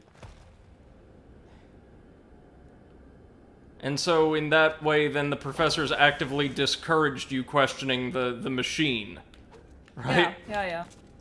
But I mean, there were also some students that were really, you know, that they would go to every sort of review Yes. of the grade and like try to beg for a higher grade or something. So Grade grubbers, Yeah. yeah. I have experience with those. It's never fun, but usually, oddly enough, they are among the better students. yeah. Usually it's those type of students that always get an A. And then they mess up one exam and they start begging like, oh, but I was always good and like I made just this one tiny mistake and la la la, and you're like, Well, no, usually it's something along the lines of, well, yes, I know I made like a 92 on this paper, but really shouldn't it be more of like a 95 or a 96? And it's like, man, you passed. You didn't just pass, you got an A. Yeah, Come on now.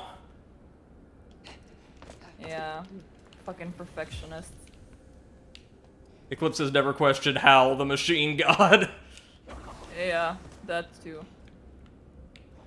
So apparently, CD Projekt Red estimates over $562 million in revenue for 2020, Yep. despite Cyberpunk launch. To be fair, they earned quite a lot of money with Cyberpunk launch, no matter how shitty it was. So. Fucking They hell. lost a lot with the refunds. They lost a Well, lot, yeah. but nowhere near as much as you would expect. Yeah, I mean, imagine all of those people that bought the collector's editions, for example. You cannot really refund those. No. Well, nothing but the software, maybe. Yeah. God almighty. I am very glad there's only 16 of these, trust me. The last one, the one we actually couldn't complete because we needed another ability for, didn't look that bad. But, yeah, this is pretty brutal. And if you've noticed, it's long. Yeah, it's like it requires really huge amount of precision.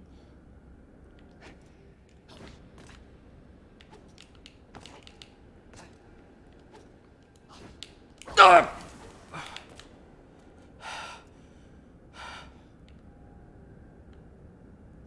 I'm sweating so much now. Well, not... I am not. My hands are. My palms are. Oh, God. Your palms are sweaty. Mom spaghetti. Aye. Oh my god. What? 8 Mile, you know? Yeah, I know. but- Battle rap film. That I've not seen, but know the reference from.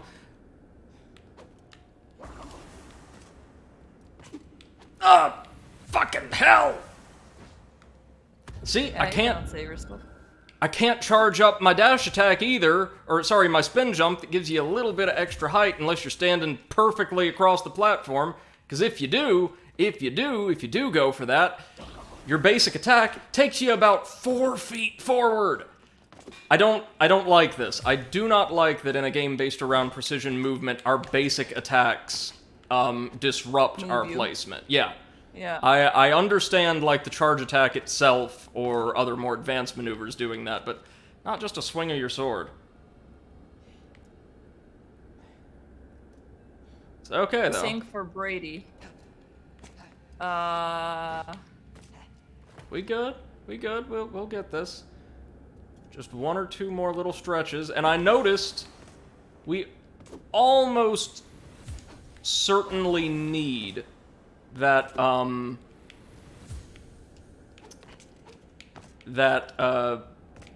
spin slash All around me are to cover the ground. places, worn out places, worn out faces. I don't know how it goes any further. You're good. Thank you. Okay, let's see what we got. So it's there's just one more section of the moving platform bullshit, but then we've got some of the crumbling platforms spaced at increasingly great intervals of distance as we go on. I know one. You are my sunshine, my only sunshine. You make me happy when skies are gray. You'll never know, dear, how much I love you. Oh, please don't take my sunshine away. Now you better win. Thank you. No, that actually did do something for me. My mom used to sing that to me when I was very, very small. I used to have one of those little pianos that would make the melody. Wow, and Eclipse said BRB, okay. Alright, Eclipse, we'll see you soon, man. We'll be here.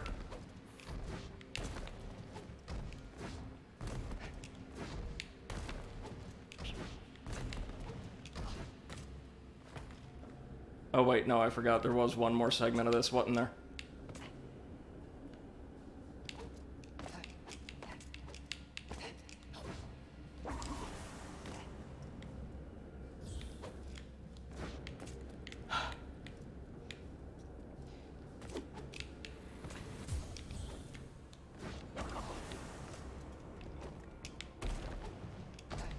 Okay. Okay, we just have to make it to the end. Doing alright. Clips also said the charge attack shifting you is fine, basic attack shifting you always gets wonky. Yeah, it really can. Yeah, baby! Alright. There we go. So singing did something. Yes, it did, as always. Thank you, thank you. Oh, man. As you can see, those aren't designed poorly, they're just really hard. Okay, so for the next drift, it's Potato's turn. What's my turn? To sing. Oh god. To Brady. Why would they do that to Brady? It's the law. Well, actually, I'm going to bed now. Alright, well, thank you for joining us, Potato. Yeah, thanks. Take care and have a great day at work tomorrow. I doubt that will happen, but thank you anyways. You two have fun. Bye-bye. Thanks, man. Take care. Well, who's in this little domicile? Oh, it's a bar. Located so conveniently. Oh yeah, of course. You know, when you get drunk to just die right away. I mean, the wives would probably be happy. Call me Poi. I run this tavern together with my pops. Although he doesn't like to tell customers, I'm the brains behind this business, really. Wow, just way to dunk on Dad. Pops has gotten pretty old now, so I make sure our prices are fair and that we have enough blue fire for everyone. Travelers like yourself... Blue fire is a drink? Well, no, it's an actual substance, I think, that we use to give ourselves life. You could tell, like, our eyes are kind of glowing blue, very faintly. Ah, right, okay. Do you care to buy blue fire? Yeah. Oh, it's our healing weapon. Or it's our healing item. And we can buy... It's a healing weapon, wait, what? Additional, charges or additional capacity for our healing items, from them. Which is nice. I'm now going to steal from you guys. Hold on, BRB. Let me just break everything in your fine establishment and take all of your stuff. That's how games like this work. Ah, a dead rat! Excellent. It's like with Link, you know, he's being nice, saving the the world, but also making everyone and their grandma piss poor because he's breaking all of their urns and stealing their money. So I mean, do you really want for the world to be saved if you're gonna end up, you know, without anything afterwards? Depends on how much I like my pots. NCS, dead rat, pocket that shit. You just know it's gonna have a use later on. Bremer, the other innkeeper. Greetings there. Nice to see a new face around the city. My name is Bremer. Nice to meet you. I run this tavern with my daughter Poi. We provide food, water, and blue fire for the survivors here. We also provide shelter to travelers. But you don't look like you'll be staying much, will you? Say, would you help an old man out in the name of the Queen? You see, I used to travel kick often the living shit out of my daughter. to the graveyard. But last time I went, I was scared up. Yeah, she's this game's equivalent of Zote. I was scared off by shadows. I dropped a personal belonging there. Take this key. Oh, it'll give us access to the graveyard. An old key that opens the path to the graveyard's tower. Optional content? Ooh, baby. Ooh. Optional area, More even? lore. Lore! Yep. Okay, well, we're definitely exploring the graveyard before the temple. Screw it, I'm sequence breaking this thing. Kenshi, I never heard of that game. It's a really rough but mechanically interesting little game for the PC. It's like one of those immersive... It's like a post-apocalyptic immersive sim, kind of. You can create your own nation and explore it with a party of various rabble-rousers you put together. It's difficult to explain, but very interesting to watch Let's Plays of. Oh? I think that my friend, like in my previous company, was playing that, and he said that it's extremely hard. Yes.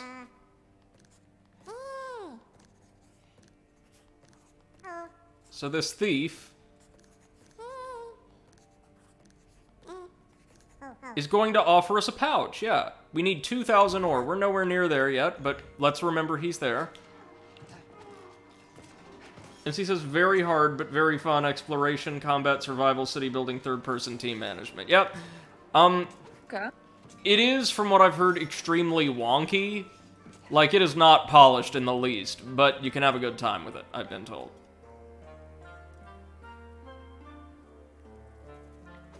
So, to the graveyard. Ho!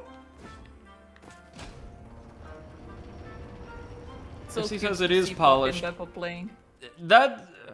I'm just relaying what I've heard, and people have said it's not... It's not well polished, it's not particularly user-friendly, but if you invest the time to learn it, you can have some fun with it. To the graveyard! Heard as well, the polished part as well. I heard, I mean, at least that's what my friend said, that it's very clunky. But that was when it was released, so I don't know how it is now. And he says just the wonkiness and roughness are part of the charm. Oh, I don't know about that. It's a feature, not a bug. Notice, Seth, though, you will only ever hear that from the PC crowd, though, won't you? Like, the PC gaming crowd, like... That's how you get stuff like Kingmaker, where people are like, yeah, I loved it in the 90s when everything was broken and hard as shit unintentionally. Yeah, wait, which was the... Oh, Kingdom Come Deliverance? Oh! I tried playing it, and it was so wonky, and I was like, I'm honestly more annoyed about the wonkiness than I'm having fun right now. It's also just ended up being a bad game by some pretty bad people. Oh yeah, that as well. Like, I think it came to light that the game's lead had ties he had at least partially renounced to, like, neo-Nazi groups. Oh, yeah. Okay, so that's an area, even though we got the key to, we can't explore yet, because the enemies deal an obscene amount of damage, and we also don't have a way to, like, Sonic homing attack style bounce from enemy to enemy to navigate, so we will have to come back. So, yeah. Oh no, go ahead. I was gonna say that when it comes to neo-Nazis, in Croatia we have one of those reality shows where people are trying to live on a farm or something like that. No, where they're trying to find love on a farm. Oh, of course. And one of the candidates, he had a tattoo with Nazi propaganda, and also he was openly part of like neo-Nazi movement. And, oh my god. His Facebook is public, so everyone could see that he was liking neo-Nazi stuff and like joining all sorts of groups like that. But he was still there, and only after they finished recording the episodes and aired the first one, people were like, "You guys know that the 2 is like a Nazi propaganda." And then the company was like, "Oh, we are so sorry. We decided to cut down and re-edit all the episodes, so he's completely cut out from the show." Like, how does that happen? Did nobody do a background check? I mean, either no, or they thought, oh, this will be a wacky addition to our eccentric cast, and it's like, no, that shit's not entertaining in the least, and has absolutely no place in the public eye. Yeah. MC says, I mean, don't you love flying corpses due to ragdoll physics? Yeah, but that doesn't fundamentally affect the way a game's designed or the way it feels mechanically. That's just aesthetically kind of funny. I just remember when I played, what was it, Dark Souls 3, and then one corpse in that dungeon level got stuck to my my sword, and I was just flailing it around. Yes. MC says also played Kenshi since the beta. That shit was broken back then. Okay, so it has improved. Oh yeah. I gotcha. I would have thought so. Oh, is this the Forest Temple? Yes, it is! The first of our 5 temples. I think there's gonna be 6... definitely at least 6 dungeons in the game. 1 for each of the temples to the gods, and then probably another for the Living Shadow as the final dungeon. Maybe they're gonna pull an Ocarina of Time and then toss you forward in time, and then you gotta do it all over again. Yeah, this is straight up a Zelda dungeon, isn't it? Yeah, but it's so cute. Mm-hmm. Absolutely so. Oh, here's the god that spoke to us earlier, or what's left of it. Fierce warrior who travels swiftly through the endless night, you have come. Alas, the corruption has already spread throughout my temple, and my power is dim. Warrior of the night, inside my temple, there's a powerful gauntlet. One I crafted myself, a long time ago. In this time of despair, as shadows surround my last breath, damn, I ask of you, warrior, make headway deep into my grotto, find the claws, and with its power, I think you mean their power, destroy the shadows overpowering my soul. MC says, well, this streamer who played Kenshi for the first time kind of figured out everything on the fly, but he's experienced at PC games. So, yeah, I think there's way more, for whatever reason, there's way more tolerance for really obtuse or outright agonizing design in the PC space than there is on the console arena. Could be, yeah. I don't know, Seth, does that kind of mesh with your experience? I would say so. I used to be just a PC player, but when I switched to the Switch, predominantly, I think that changed, and now I have much less tolerance for unpolished games, which is why I am extremely upset at the Nintendo eShop not, curating its shit on it. Yep. Nintendo's not been great about curation, but then again, none of the big 3 have been lately. Oh, hi, Not Bubble. They attack with little puffs of poison gas. Is that it now? Well, you can't take us. How about some Fireball? Yeah. MC says console gamers just have the less rough content. I mean, yeah, things are more tightly curated before they reach us. I mean, it's a bit harder, well, at least it was in the olden day, to push patches for console games than it was for PC games. So, yeah. What's inside this hollow? Young Now hollow. it doesn't matter. Change the water level? Oh, no. Oh, Seth, I thought this was the Forest Temple. It's not. Oh, no. It's the Water Temple. Oh, First dungeon! Oh, yikes, that's nasty. Well, okay though, let's explore, y'all. We have access to brand new levels at the temple. We can pull the switch. Lowering a portcullis. Love me a good portcullis lowering. A door will need a key to access. Haha. Do hope we unlock fast travel or something of the sort before too long. You unlock it quite early on in Hollow Knight, right? With the stag? Oh yeah, I think it was like in the first let's say, half an hour of the game. Yeah, and he is one of the sweetest characters in the entire game. Oh, yeah. Ooh! And his voice is just like, oh. Trying to AoE me, fellas? Really now? Oh, damn. Dealing plenty of damage, too. Okay, okay, those were tricky. That was a tri-bubble. We got it, though. NC says, I dislike games that bring nothing fresh to the table, but rough is definitely not an issue. You would scream at Dwarf Fortress. I've read some Dwarf Fortress LPs, like narrative LPs. They're great. It seems like you can have a lot of fun with the game. But yeah, it's probably not my thing. MC says, I have a weird thought. Oh, go right ahead. Please share. Oh, hello, knights. Okay, so they're just like the squires that attacked us earlier on. But we have grown since then. And apparently turned Russian, but that's fine. Okay, so our fireball is pathetic. But it at least gets a little bit of damage in from a safe range. Hey, look at us! We're actually learning the combat. My blade can't cut the grass or the leaves, Seth. I have failed at Zelda. Oh no! Worst Zelda ever. Ah. Well, really, you can't compare it to Zelda. They've never heard of Zelda. Never heard. Yeah. Is that joke ever going to get old? No. Definitely not. Not. But you see, you cannot really compare it to jokes because they never heard of what. Okay, I'm gonna stop. They've never heard of humor. Yeah. They're in. Oh no, they're in London. Never mind. I was gonna make a German, no fun joke.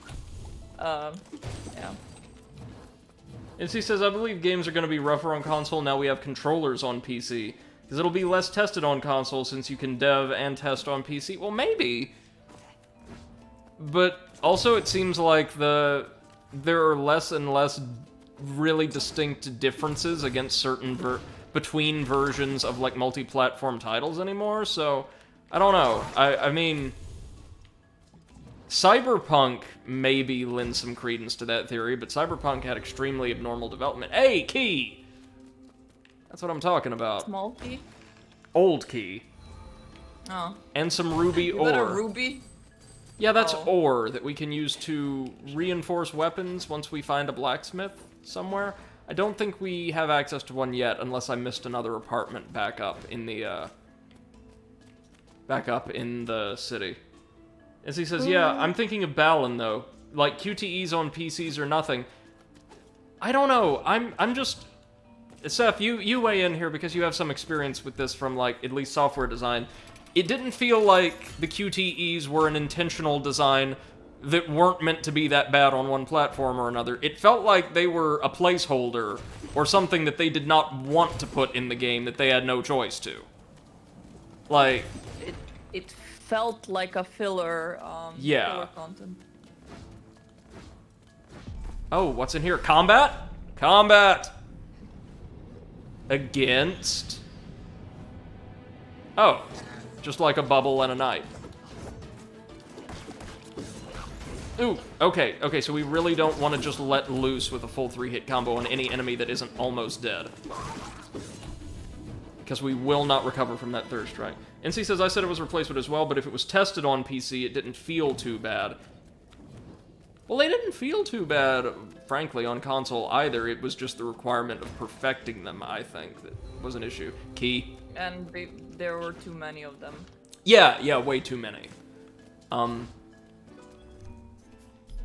Let's crack this sucker open. I love this Zelda-style dungeon exploration. This formula feels so good to me. More combat for another key? Let's do it. It really feels like a Zelda that we've been waiting for, currently. Well, you know, an old-style Zelda that we've been waiting for. Yeah, but look, they've got, like, the Malice from Breath of the Wild. They've got some stuff here. 2 stabs, 3 slashes, dead. Gimme that. Oh, Maybe not just a key. Gimme. What's in here? A holy key can be used to open special doors and chests. Okay. I wonder if this year Eurovision is gonna take place, because if so, we can make like a watch party Yes! Oh my god. together. I love it. I love it so much. The entire world should, like, take part in those kinds of, competitions. Yeah. They're so good. More ore? Okay. I was finding out, like, through the song that I linked to you guys, the one that was generated by an AI. Apparently, Israel has won a lot of Eurovision contests. Oh, yeah. Oh. Which is why I was always wondering, why is Israel always in European competitions, like in the European competitions for sports as well? I never understood that. MC says, I was doing anime group evening tonight. Oh yeah? Nice. Ooh. Oh, dig this. What did you guys watch? An ancient set of claws created by Nuos himself. They're said to give its carrier the ability to walk and jump on walls. Oh, ho, ho. We can wall run now, kids. We can wall jump. And we even have a little stamina gauge. Zelda? It is Breath of the Wild, yeah. Yeah.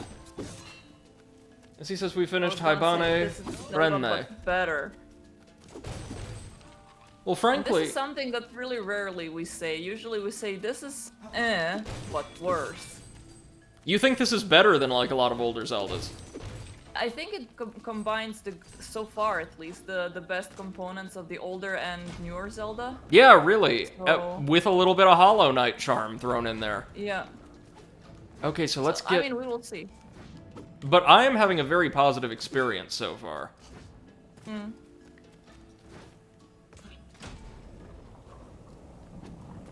Ah, here we go. So we could, for instance... No, these walls are still too close together. We can't run straight up a wall, I don't think, but we can run along them. Like parkouring your way around. Yeah, but we can combine this with, like, a spin slash to do some interesting stuff, no doubt.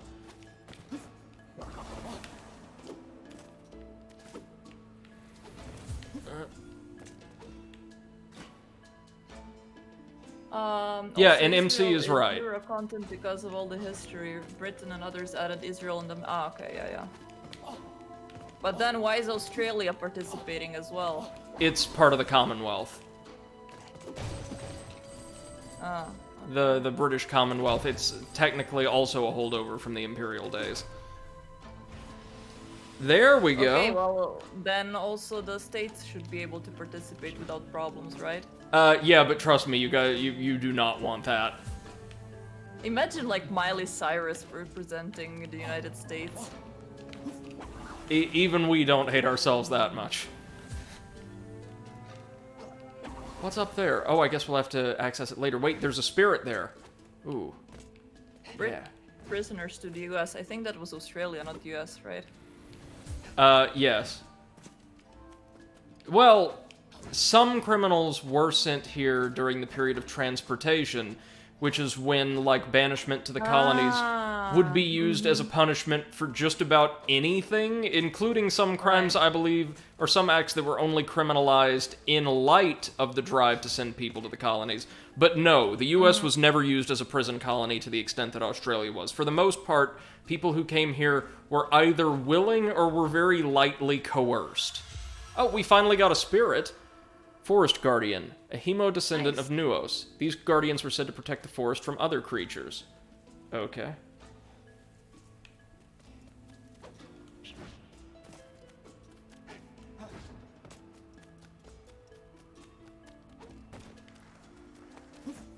There was never a rebellion there.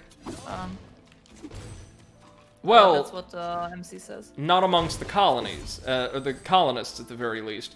Because Australia was run effectively as a very, very loose penal administration,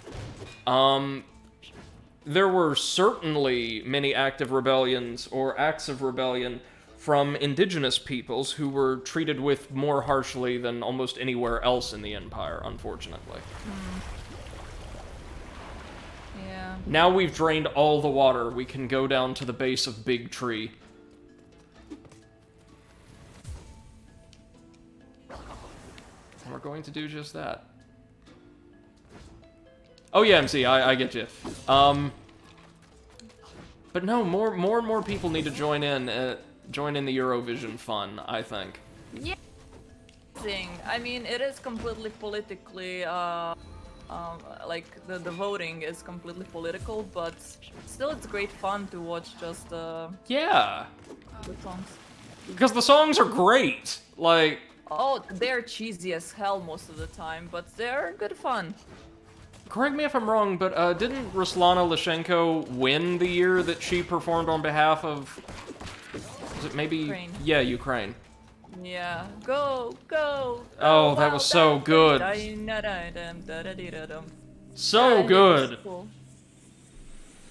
Made it into GTA, too. Oh yeah. And I'm fairly certain she did as well. She was the DJ for Radio Vladivostok. Cool. Oh, damn it. Missed one.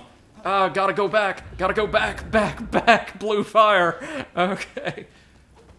This is a 1-star void, so even though I just fell through a reconstructing platform, this shouldn't be too bad. Shouldn't be too bad. Last words. Oh, of course.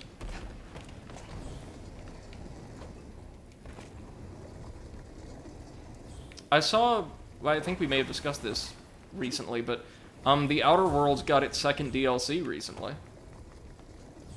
Really? Yeah, apparently it's some great big murder mystery. Oh, I need to buy it then, because I love the game. Have you played the first DLC? Set I on don't Gorgon, I think. No, I did not. I've heard from a friend who's like played them. They're really high quality pieces of DLC. Yeah, I definitely should try them because I love the base game, and I was really sad that that I finished it fast. Oh yeah, it's short, but it doesn't feel like too short necessarily. Ah, more void ore. Oh, yikes. Okay. I lost the charge of my spin attack. Whoop. Oh yeah, compared to our last void, this one is actually just a cakewalk, and I don't mind that at all. I'm sure you guys watching don't either, because wow, that last one certainly took much longer than it should have. I think this is a great way to get heart containers in a more platforming-oriented Zelda-like. Mm-hmm. Yeah, I'm loving this game so far, man. I have very few complaints. Basically, what little I do has to do with, like, movement and combat. MC says, I liked the last one. Well, of course you did.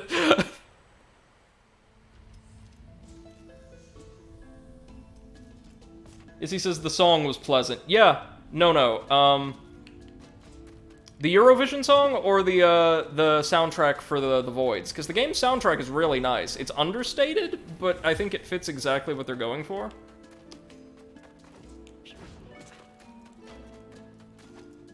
No, we gathered it. Oh, MC says Seth singing. Oh, that's so nice. Oh! God damn it. No, yeah, that ain't gonna happen. Again. Okay, so here we're gonna... I'm trying to be subtly nice. Thank you. You may continue to live for now. We love our audience so much, don't we, Seth? Yeah, yes. Okay, just another night. These guys ain't too bad at all. Look at me, learning. Izzy says, I can't die, don't you know? Well, neither can I. I'm just a voice that exists in the void of the internet. Yeah. And MC is just a nickname that appears every now and then on Twitch and then it's gone. We're getting lots of ruby here.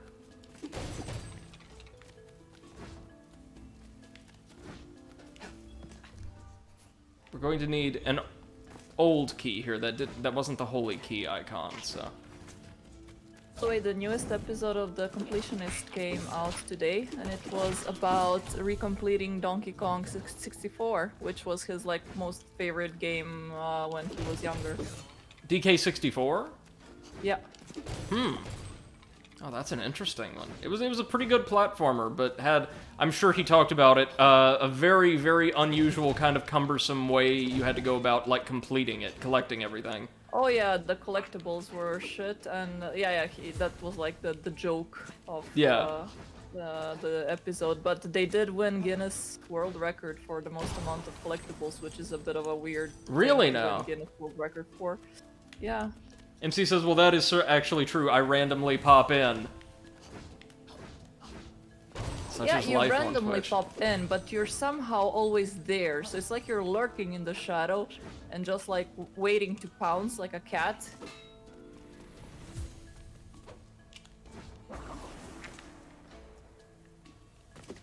Okay, wall jump here, maybe? You know how sometimes cats are hiding inside the couch and then you sit down and suddenly just one tiny paw comes out? That's you, basically. the cat, not just the paw, that would be weird. Okay, that opened one path, but we're not done exploring here. Oh, no, no, no. No, no, no. Oh, wait, is that on a timer? Might be on a timer. Tag mean, by the way. The MC's tag. Welcome, Val, and did you play this game? MC's tag is for moderator, I believe. His nickname. Oh, I have no idea. No earthly idea. Okay, so we are going to have to chart a path to the portcullis before we even think about opening it, or reaching it in time, so... Oh, silver blades! Beautiful blades made from holy steel. It said the Elder crafted such swords during the fall of Penumbra. Val says, I love this game. Very nice. Yeah, I'm having a good time with it, too. Yeah, I really wanted to play it ever since I saw it in the monthly gaming magazine that I'm subscribed to. Oh, it was being discussed in the Game Design magazine? Yeah. Nice. Unfortunately, I read only half of the article before Poppy peed on it, so... Yeah. Yes, of course. I still can get the digital version, though. I think I should be able to. Like, for free. And he says, basically I was in a team years ago for Halo and was always ready to replace when someone was absent for the team fights. It says it means always there when you need him. Oh, I gotcha. It's a gamer tag, then. Sick. Wow. Hold on, let me just do my thing to get back up to the Switch. But we're going to take out this friggin' thing first. It's kind of like a very, I don't know, romantic story between your nickname. If that's the correct way to say it. Like, it actually has a meaning. Yeah, yeah, like... Very That's really impactful. It's Yeah, just yeah. had the special title always there when you need him. So now I stick with it, but MC2M stands for nothing. I got you. My nickname, Seth, comes from my first MMO name that my first boyfriend came up with. And I just kind of stuck with it because at that point I was always playing MMOs for quite a long time, for a couple of years. So it felt just cumbersome to keep change. thinking and rethinking the nicknames. Yeah, so it wasn't Seth actually, it's Ephiria, like the full one. Yes, yes, you told me. I just shortened it to Seth. And also, nobody ever spelled Sephiria correctly, and they always thought it was Saphira, like from Aragon.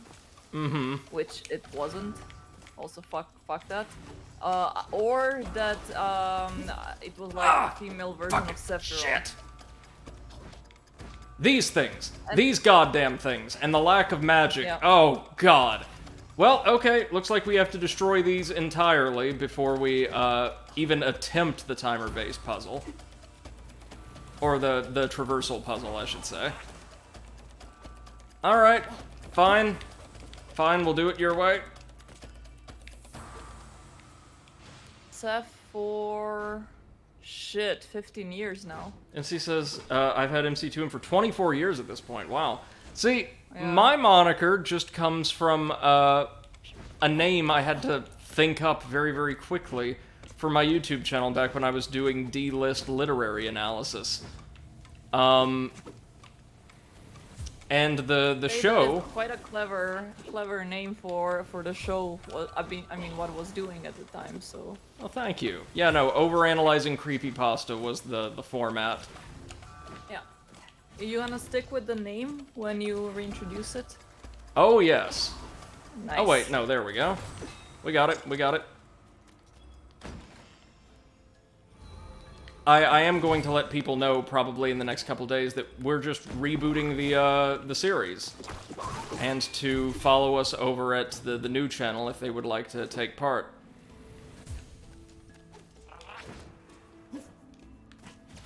Oh, these things are the worst. Better than the Under fanatic. Yeah, that could be like an Undertale fanatic, so... no. Undertale has one of the most toxic fandoms ever. Which is a shame because so many lovely people were involved in its creation.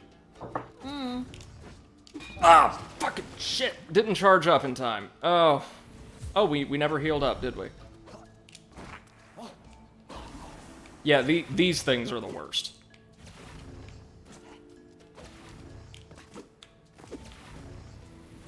There we go.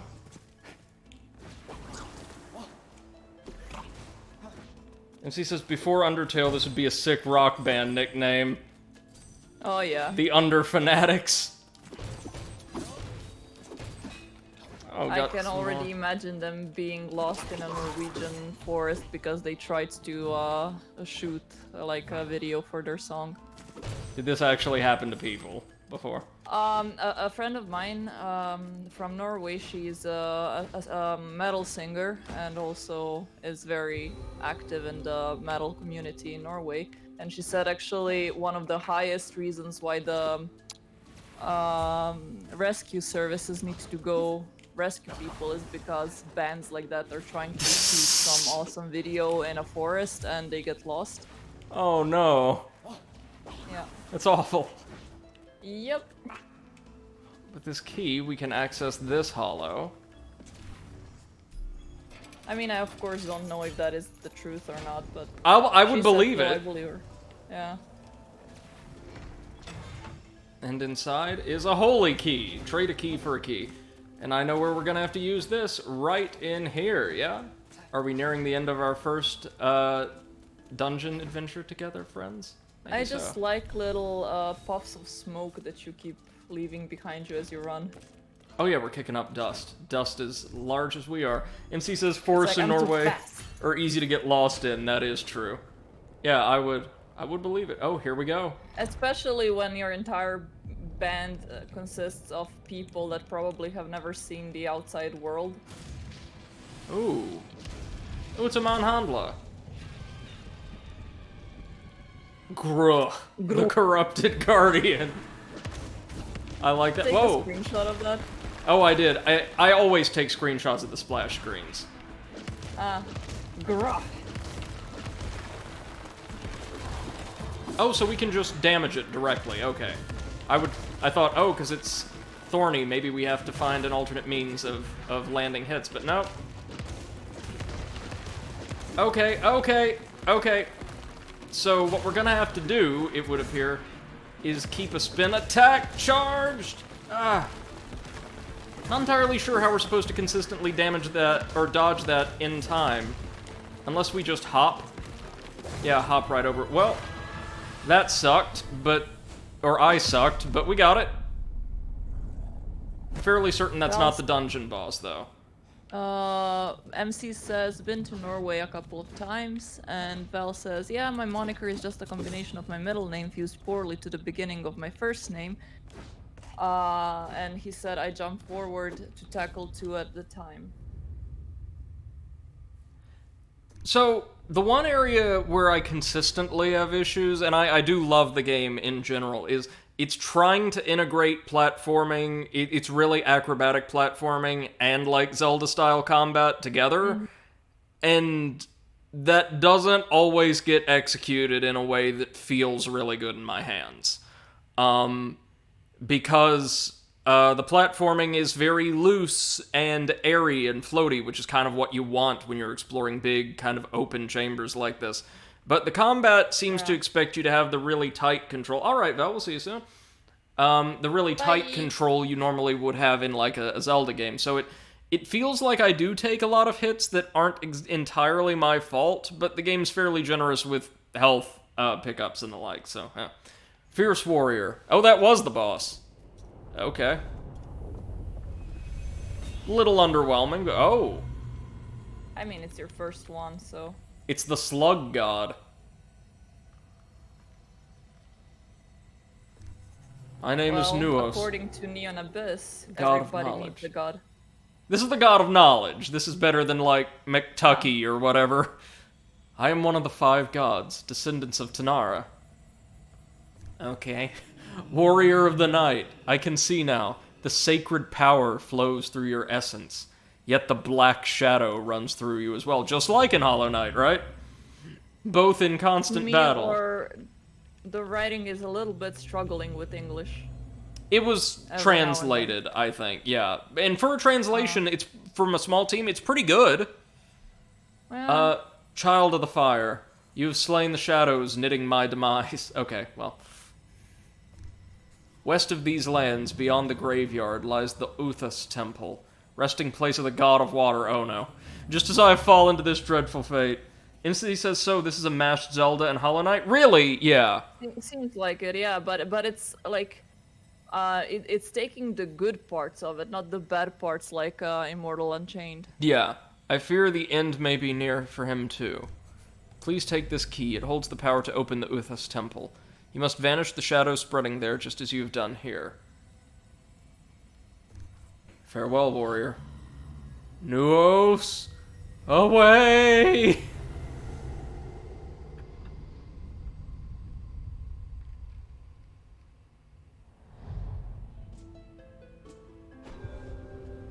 The Uthas Temple key, okay. Is that it? Nothing else here? Alright. Oh, we got a rift out of it. And, our claws. Oh, but oh god, that means we're going to have to dodge those crazy-ass turrets in the graveyard now. Yep. Oy. Oh, but first, let's go buy, the larger pouch so we can actually carry some more ore.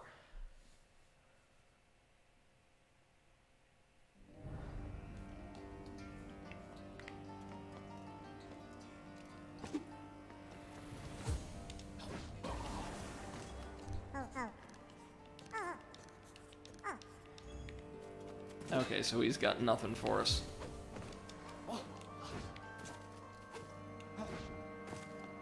Let's work our way back up to the extremely inconvenient bar. Oh, and equip our spirit. I think it's just called the Stoneheart Inn or something. Yeah. What do you allow us to do? Increases movement speed. Very nice. Oh yeah, look at us get it. Nice. SF, what do you think of this game so far? Like, my view obviously is very positive. Yeah, it's super cute. I really like it. And hey, now that we can wall run, I think we might be able to tackle this void. Maybe? Welcome back, Eclipse. Hey, welcome back. We cleared the forest dungeon while you were out, and it was pretty good. Simple but cute. Yeah, really. Good for a start.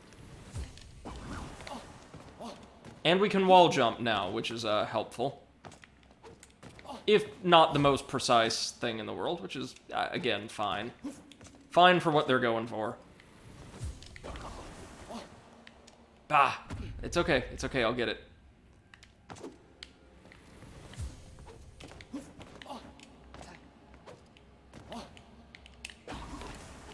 Okay, so we can't jump off of the metal surfaces. MCS, ever played Mirror's Edge? No, but I've heard very, very good things. Oh, I loved Mirror's Edge. I haven't played the second one, though. People do not like the second one, apparently. Okay, then I haven't missed out. Mirror's Edge Catalyst, I think it was. Yeah, something like that. Ding! Void Ore.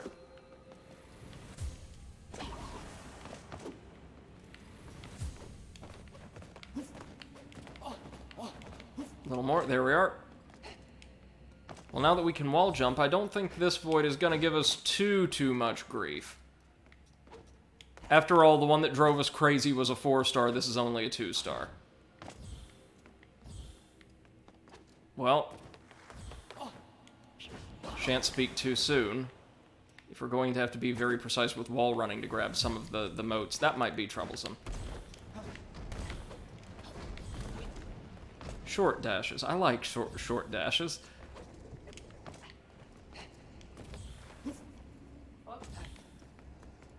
Oh, hey. Hmm? Beppo yawns and squeaks at the same time, so it's like, ah! Every time. Ah, yes, of course. So I was like, what the hell is happening behind me? Is my dog broken? Yeah. Again.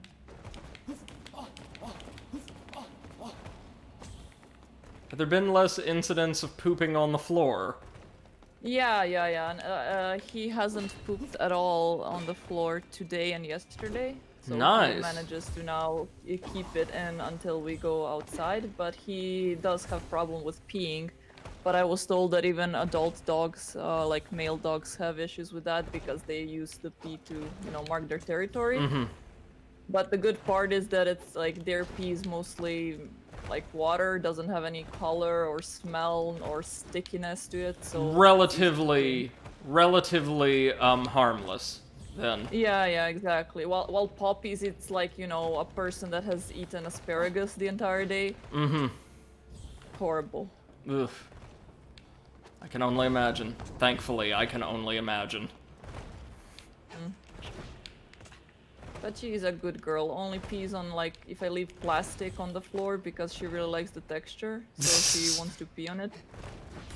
Yeah, I actually googled, like, is my cat broken because she's peeing on plastic stuff on the floor?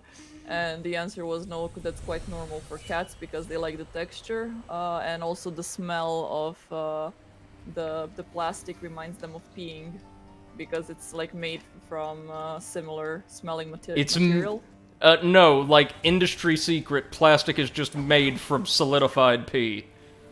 Ah, okay, well... Great. I did not need to know that. No, of course not, but imagine. Imagine a world where that was the secret that big plastic didn't want you to know. I mean, I would understand why people would want to, like, move from plastic then. Yeah, absolutely. Like, I don't need pee in my house.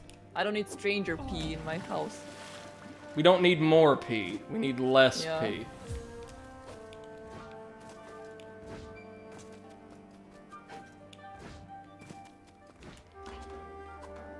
Clip says, I'd believe it. To be fair, I'd believe it too. MC says, at least cosmetics use whale puke. And also, perfumes use, was it deer sperm or? Might be. Yeah. Not sure if it's elk. I think it's elk.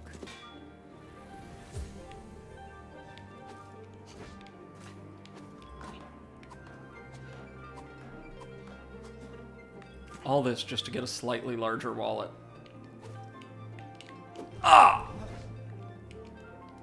That happens a lot in this game. Oh, and it puts you back here. God damn.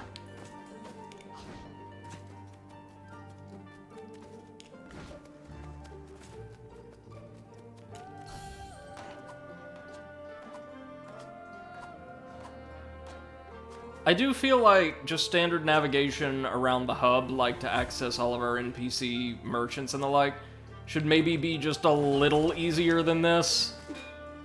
Or take less time, you know? If we're going to be stopping in with these people very, very frequently. I mean, probably as the game goes on, you're gonna find a faster way of dealing with that. Maybe they're gonna give you some sort of like, yeah, I don't know, fast traveling.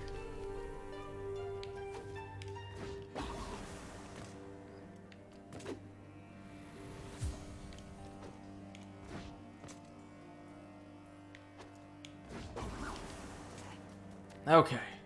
Now let's go buy our goodie from the thief.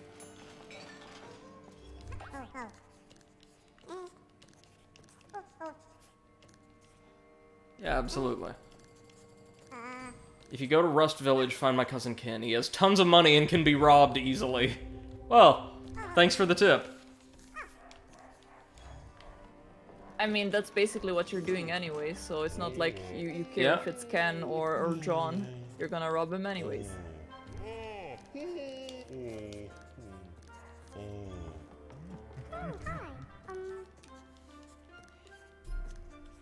Oh, if only we had enough ore to buy, another fire slot. Or the spirits, but that's another issue. Like, just to progress, the game does demand a lot of currency from you, and doesn't give you a whole lot outside of these hubs. I'm sure that's going to be, addressed once we kind of open the world up a bit more, so I'm not super miffed about it or anything. All these complaints I have are, for the record, relatively minor.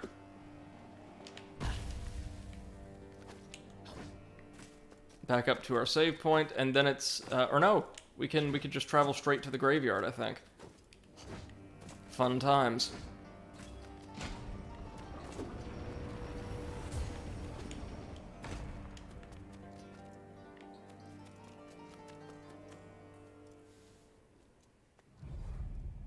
Onward to the water temple.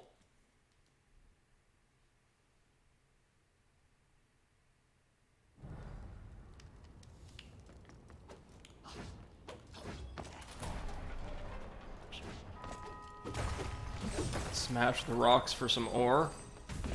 Oh. Maybe after this I should stream Hollow Knight. Oh, you're gonna love it. Again, I've played a little bit and I've seen lots of gameplay, so I know what I'm in for and I know it's great. But I would love to get some real hands-on experience with it. It's also difficult, but yeah.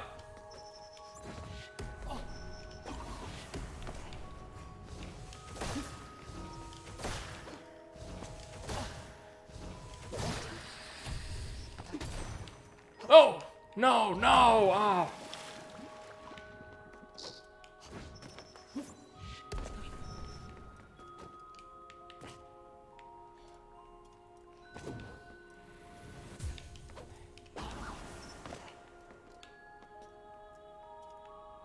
Can we make it over there? I don't know. Let's give it a shot, though. Yes, we can! Ho-ho!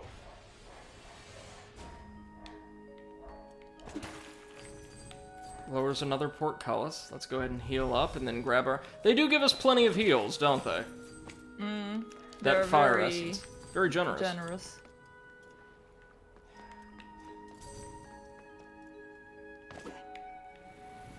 Wait, are you playing on easy or normal? I forgot what you picked at the start. I picked normal, I'm pretty sure. Oh, okay. Yeah, or recommended, rather. Yeah.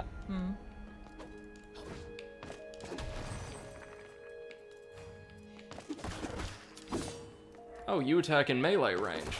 You're not so scary then! Fuck! Yep. Yeah, I just don't think a lot of the standard encounters are meant to be super difficult because the platforming is where they seem to have designed for difficulty. Now, what's this door we opened? To the Temple Gardens. Oh yeah, we accessed a balcony in that area earlier, so that must be the water temple they're talking about.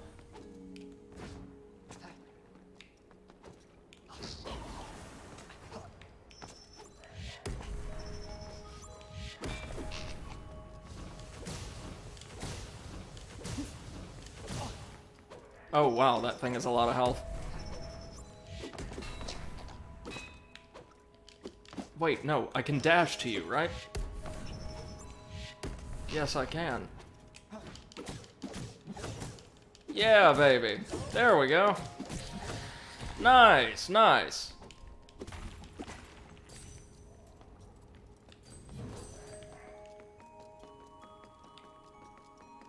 High emote statue, I will not be swayed by your tempting offers.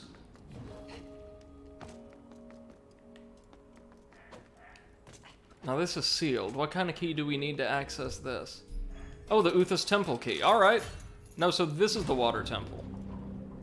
Oh, ooh. So the Ruta, temple... Ruta. The temple gardens must be for the, I guess, 5th temple? Come on. Do your worst, sucker. Oh, and we can also probably access that tower for the side quest here. Oh. Let's head to the tower first.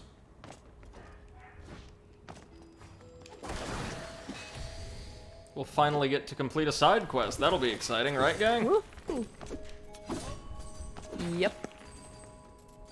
And with our new pouch, I can afford enough, or I can afford a handful of those spirits we've seen. That'll give us some really cool upgrades. Graveyard.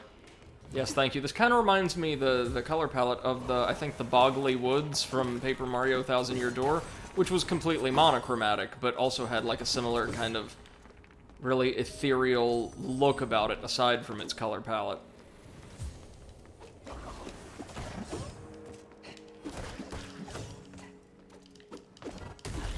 Ooh, froze a solid. Yikes. That's a side quest. Woo! Yeah, I'm excited to see what we can do here.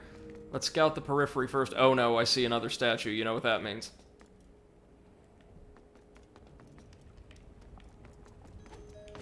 It means there's a rift right over there.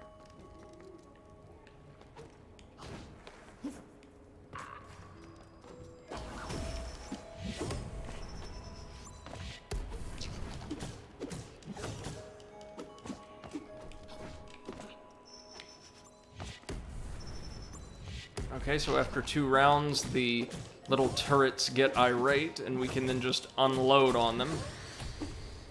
Our blades seem pretty good for that. Ore. Yeah, we're getting plenty of ore. Nice. Soundtrack here is very calming, very peaceful. I like that.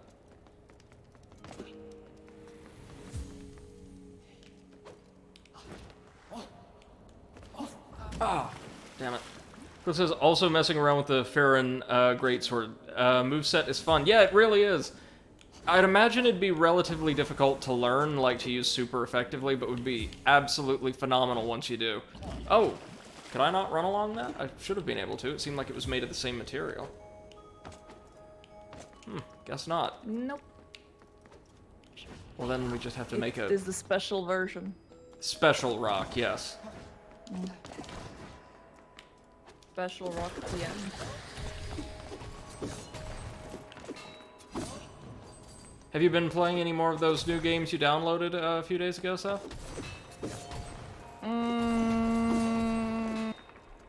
Well, I'm playing Monster Hunter Rise now, so I'm not really playing anything other than that. I gotcha. Taking all of my time, and basically I've put all of my games in a box already, so yeah. Ah, yes, for the move. Exciting, exciting. Yeah. Oh! Already stressful, and it hasn't even happened yet. Oh, they throw us back here. That says I'm gonna use my co-op series to learn it. Oh, that's smart, yeah. I'm pretty sure I did the same thing when I would co-op with friends back in the day, like, use our runs through their world to learn new weapons for mine. You were using your friends. Well, duh.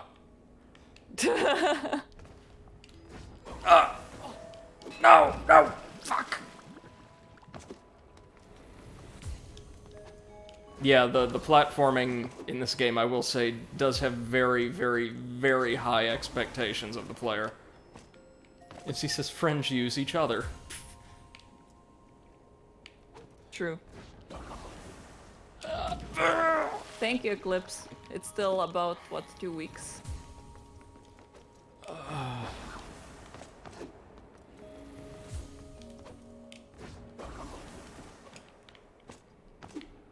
Like, okay, how do they want me to approach this jump? Like, run along there. Yep, okay. There we go. This is a pressure plate of some kind? Can I activate it, or no? I think no. Or no. I guess not. Cliff says, I bought my friend the game, this is his repayment. Yeah, there you go. Fair enough. Oh. You're basically like, I created you, I can destroy you.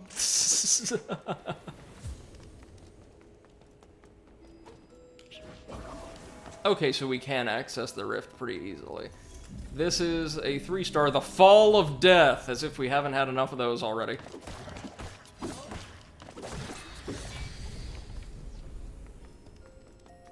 And yeah, enemies go down very, very easily. Good, at least you don't have problems with that. It's the one thing I don't have problems with. Yeah, let's try it. This will give us, I want to say, half the voids in the game cleared after this one. You're progressing fast. Yeah, and but I do think they try to front load the voids so that as long as you're up to the challenge, you can like clear or gain as many heart containers as possible early on. I mean, I'll never turn down a compliment though. Thank you. Oh, we're gonna have to run along these, aren't we? Yep. Oh no. Okay. So, expectations. This one's going to be a pain in the ass to learn. But once we do, it probably won't be that bad. Yeah, there we go.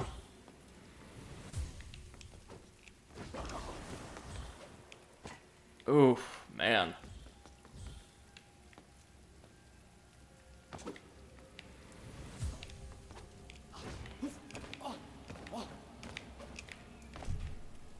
Okay. Now, we definitely don't want to touch those spikes, I have a feeling. They might send us back to the start. Ooh.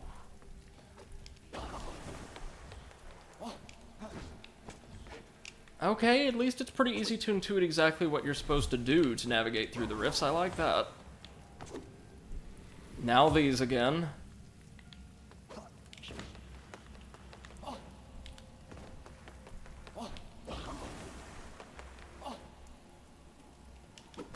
That's okay, that's okay, that's okay, that's okay.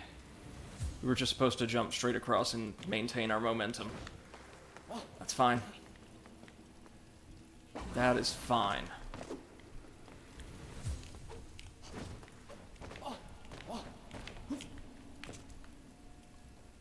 Nice narrow platform. Still a safe landing. Cliff says invaders I just quickly swap back to the Irithyll straight sword for. Oh yeah, the Irithyll weapons are so good. Don't exactly have the best scaling in the game, but not like it really matters once you get them leveled up or refined sufficiently, right?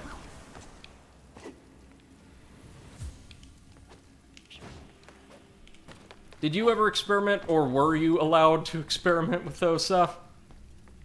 Nope. I had to go the path of strength.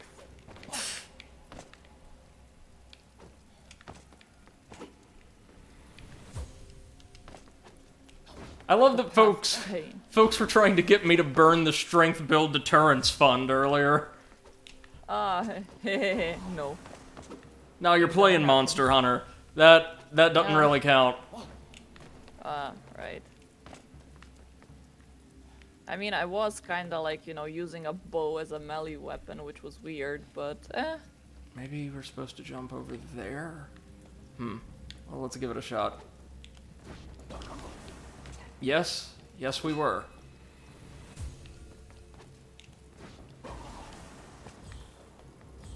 Nice. Oh, buddy. Okay.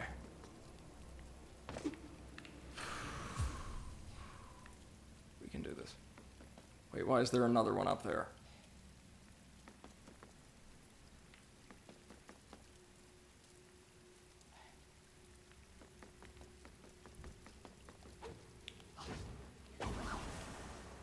Oh! Okay. Must have to do something else there. Fall of Death is tricky, y'all.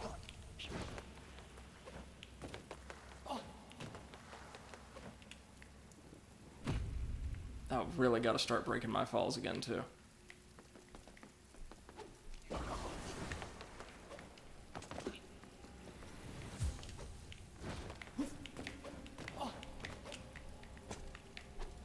There's a little bit of trial and error involved here, but not so much that it's really disturbing. Like I said, it's easy enough to see, at the very least, what you're supposed to do. The real challenge comes from, well, how do I actually pull it off?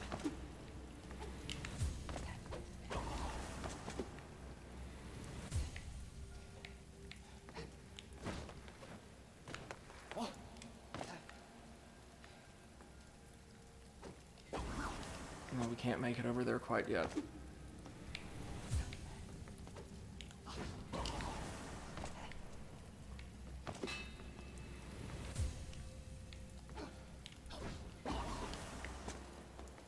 Alright, now what are we supposed to do from here?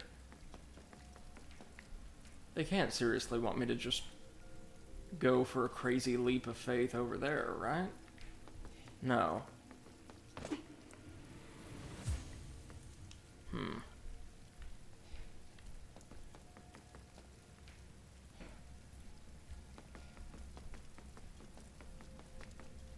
I don't see anywhere else we can go, though.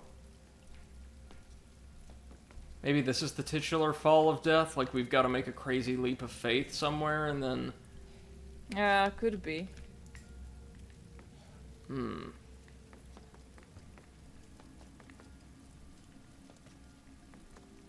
what's this?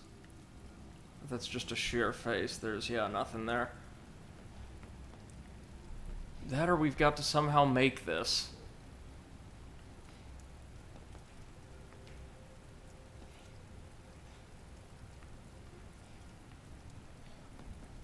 Let's try one more time. And she says, I think the answer is back at the pillars. Yeah, I think we're supposed to just barely gain enough height to climb them. And she says this is extra side content.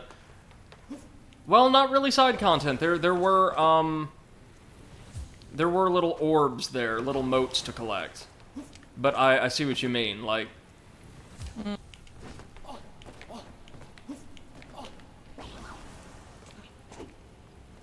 It's just close enough that you feel like you should be able to make it and there'd be something on the other side, right? Tantalizing design, really. Okay.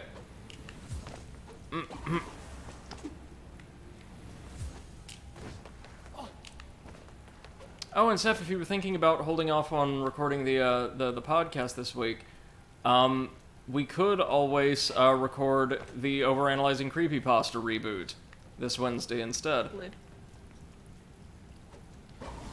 Well, no, that doesn't give us quite enough height, now does it?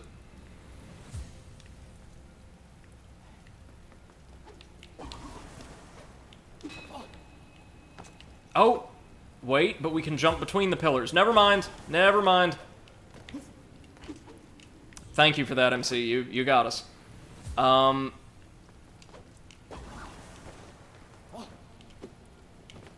Well, I say... Oh, no. Oh, no.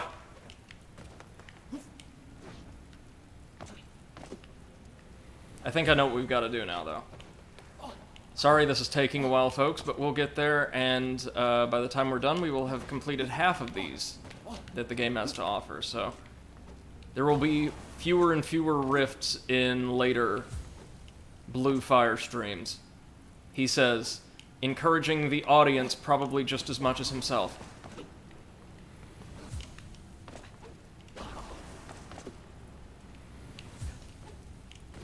I gotta go to bed. Worky tomorrow. Alright, thank you so much for Good night, joining us, everyone. Seth. Have a wonderful rest of your evening. Bye-bye.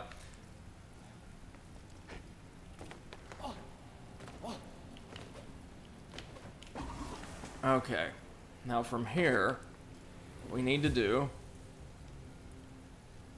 is... There we go! Nice, nice! Now... Oh, damn it. Like, it is gonna be so tight, but we should just barely be able to get the edge of that. Whoa, whoa, whoa, whoa, whoa, whoa, whoa, pathfinding. Whoa, yikes. Got caught on the end of the underside of the platform there. That's fine. That's not a big deal. So we want to... There we go! Oh, man.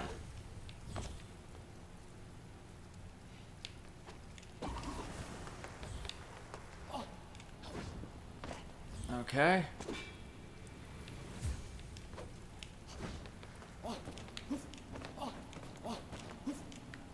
Anything up here? Yep. One moat up here. Is there another? Yep, there's another atop the pillar we'll have to go back for, but first things first. These little goodies over here.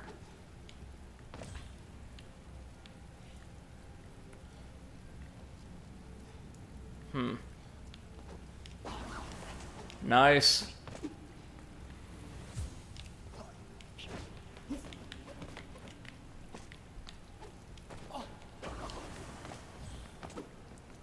Well, now that we know what to do, this shouldn't be too bad. Gotta watch the spikes, though.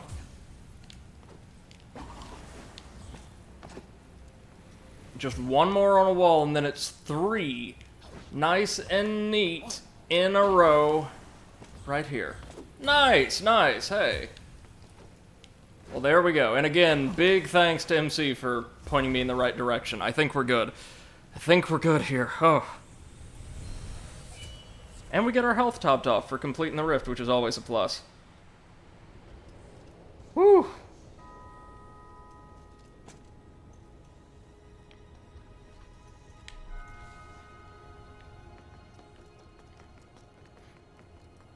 Now what's back here? A different area?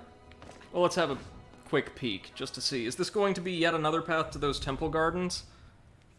Because I think, geographically speaking, they're what should be back here.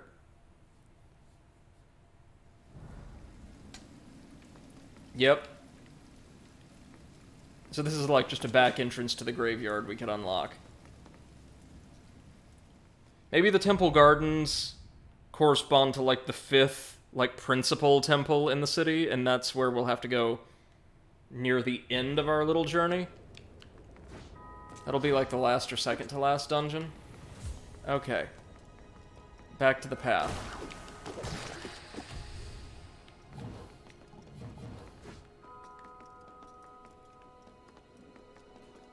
Okay, this isn't really a maze, per se, but there's... Is there something here? Oh, this is a lift! But has it been repaired? Are we going to have to shell out to our dear friend, the incredibly avaricious lift merchant, or lift master, to get it repaired? Oh no, no, this one does its job just fine. What'll be on the other side, though?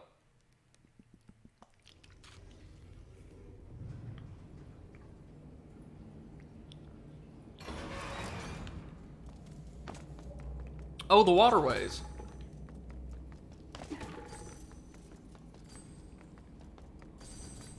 Oh, look! The different engravings on the gates indicate different, like, areas as well. We still can't activate it, huh? Damn it. Well, this will be like our fast travel later on, no doubt. Now let's head back up, because we gotta find a way into that tower.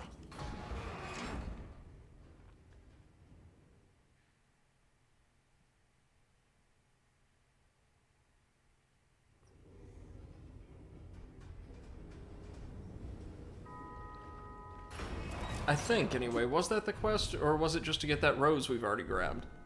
Let's see.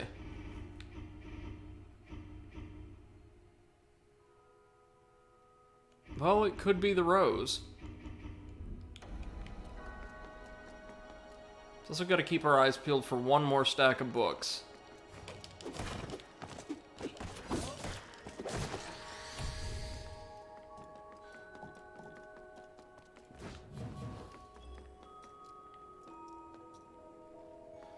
So peaceful here, so gorgeous. I love it.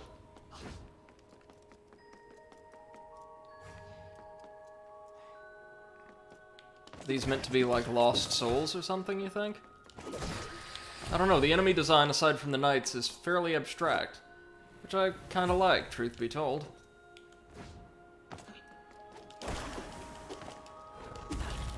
I've only ever used it in combat a couple times, but just... oh, damn. for the record, our jump attack is very, very potent.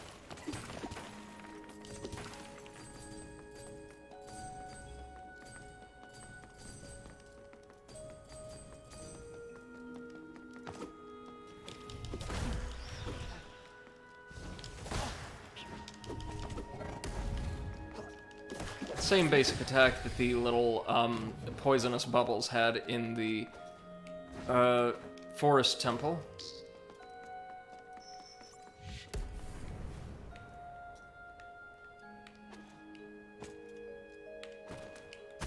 Oh, we can find a way to jump around. Well, hold on then.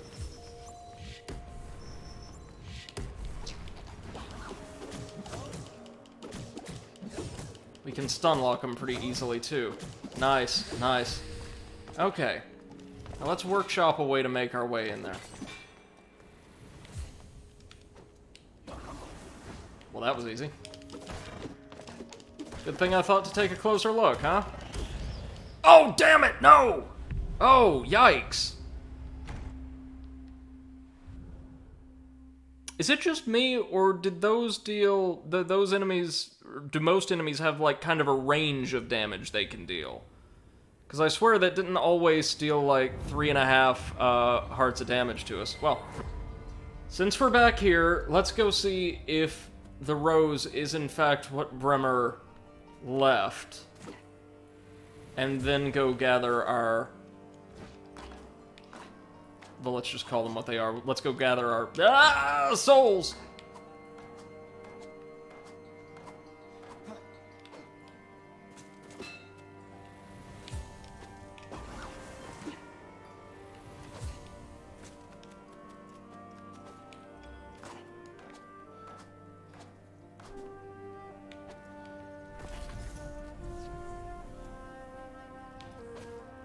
That's alright, it's only... oh! Shoot, I keep forgetting whether or not our spin attack is charged. And I feel like there's some actions, or maybe after a certain duration, where our charge just dissipates. I don't know, though, because we've been able to hold on to it through quite a lot, and across long durations before, so I'm not sure. Let me see. Let me test something.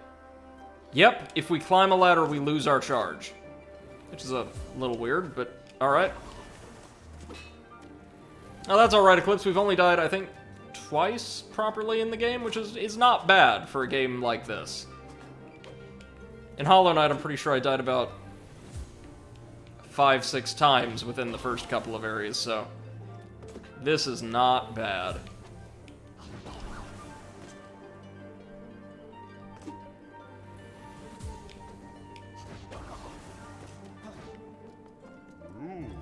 This what you were looking for? Guess not. Well, we've got the rose, which along with the dead rat, we probably will find use for in other side quests.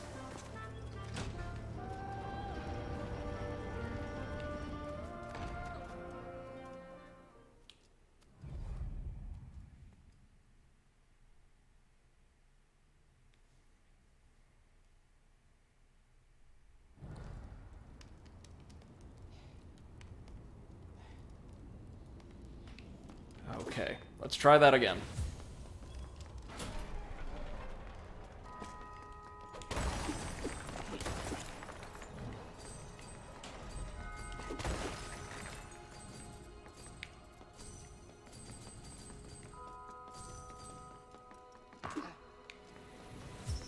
Okay, fire 1, fire 2, get mad, or not.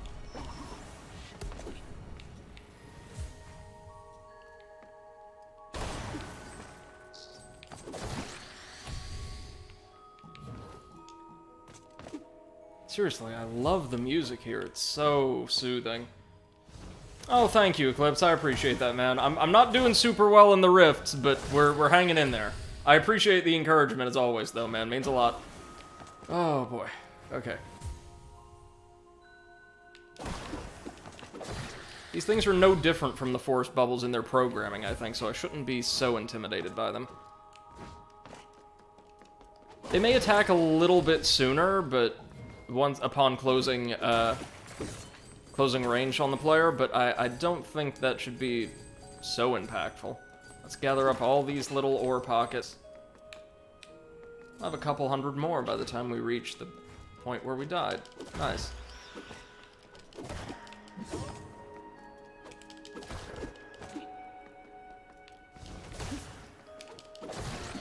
Now, the fireball isn't really strong at all, but it does deal little chip damage and doesn't drain an absurd amount of our magic gauge, so there's that. 1, 2.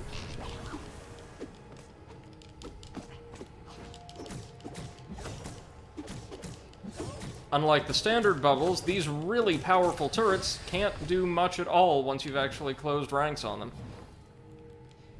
Are we wielding our silver blades, by the way?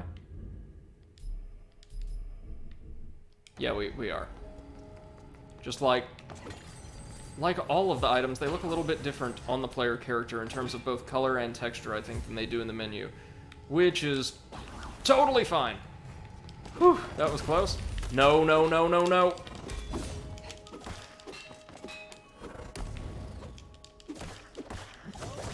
There we go. Now let's lower the portcullis to give ourselves an easier time coming and going. Pop some fire. And see, what else is back here, really?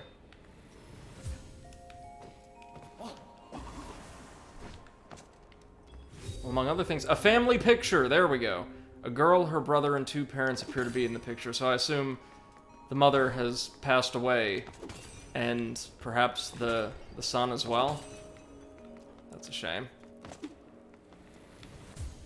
We got what he wanted to reclaim, though. Don't think we have the moves to make it over there and to the top of the pillars yet, but we'll try. Well, maybe? Or are we sinking? We're sinking. Yikes. Yikes! Okay. We'll need another maneuver to make it up there. We got what we needed for the side quest, though. Maybe we should go turn that in before challenging the next dungeon? Just seems like it would be a smart decision. Oh, wait. What's that?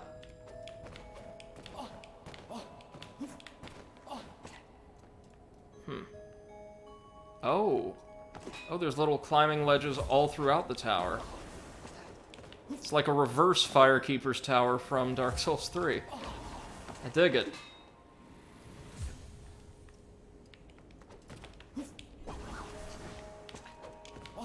You can combine your moves, your basic ambulatory moves, in some really creative ways. Oh no!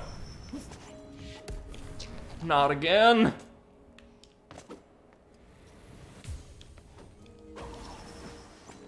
Nope. No! Whew. Ah! No! No! Oh, you've got to be kidding me. They can get a beat on you from... Oh, it's an AoE. Of course it is. Well, that's okay, because, hey, we can access that chest now. Everything happens for a reason. Or so we tell ourselves. Sapphire ore. Okay, nothing huge, but... Oh, there's a rift over there, too. Well, it'll be some time before we can access that, but good to know it's there.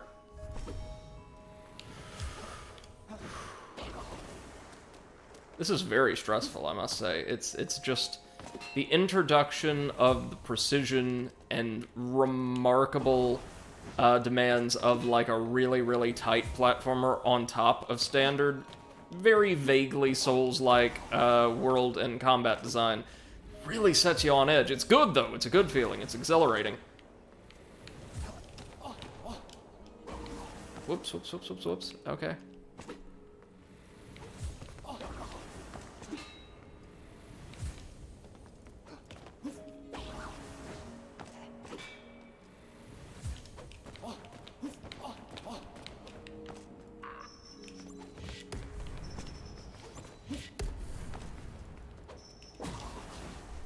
Ha!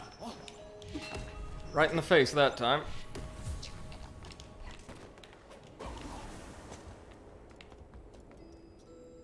Okay. There's another ledge over there.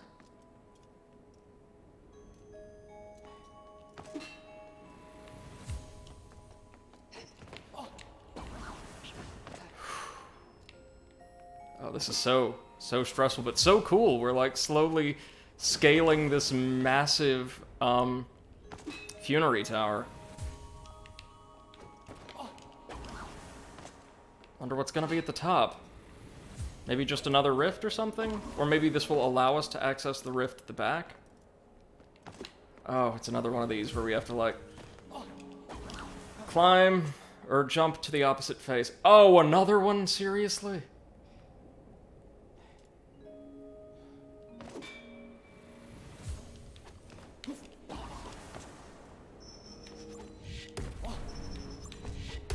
No, no, no, no, no! No! God sake!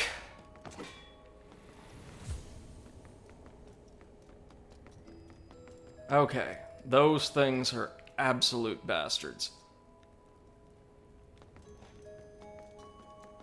This, I'm not gonna lie, guys, this is hard. Like, the combat isn't in and of itself, really, at all. But the platforming makes up for it. Wow.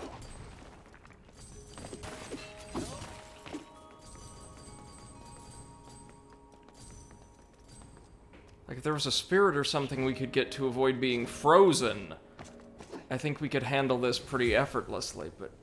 like, I'm so intrigued, what could possibly be up there?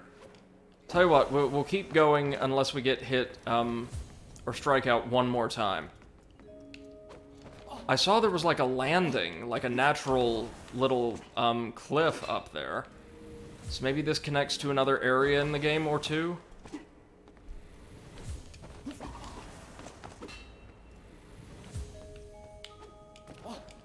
Like, we could access the next dungeon already, but I kind of feel like that's not what we're meant to do.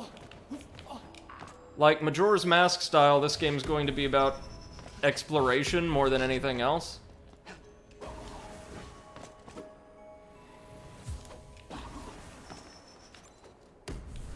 No! No, no, no, no, no.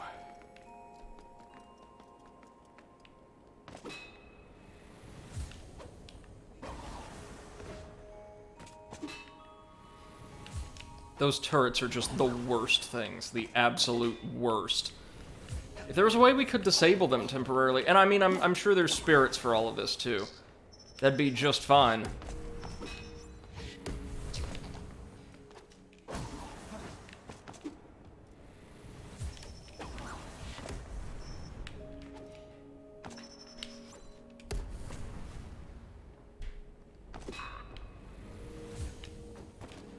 Ah! Really? Really? Pathfinding. Fuck. That is one issue I'm having, kind of like Mario 64. The collision detection, like with walls, for wall jumps and runs and things like that, can be a little finicky. The difference here is the exact opposite of Mario, rather, the problem here is the exact opposite of Mario 64's, though. There's... Oh! Fuck. Yep, nope, that's it. We're gonna have to come back later. I'm not losing all my stuff. That's such a shame because we got so close to the top. Man. It's not like Mario 64 where it's really, really precise, the exact angle and approach you have to be taking to actually connect with a wall for a wall jump. Here, it's overly generous, if anything, and will just stick you to the nearest wall, provided you can run along it just as soon as you approach. Cliff says collision detection can get weird. It can, yeah, it's not terrible, it's just... in these very specific instances, it's screwing me over big time. But okay, that's fine. Back to the save point, back to Stoneheart City. And we might just cut the stream there, because we're coming up on 3 hours. Hopefully we'll get a really cool reward. Maybe a unique spirit or something? There's scores of spirits in the game, something probably in the neighborhood of... well, let's see. Yeah, 19 of them, right? That's quite a lot.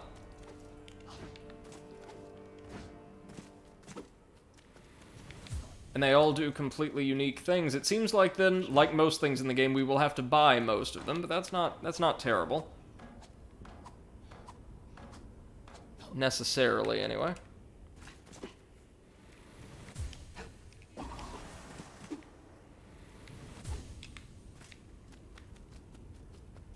I could buy another slot for a healing item, or a third charge of our blue fire, but oddly enough, guys, I don't really think we're in desperate need of it just yet. Given the game's difficulty, we definitely will be before long, but just not yet.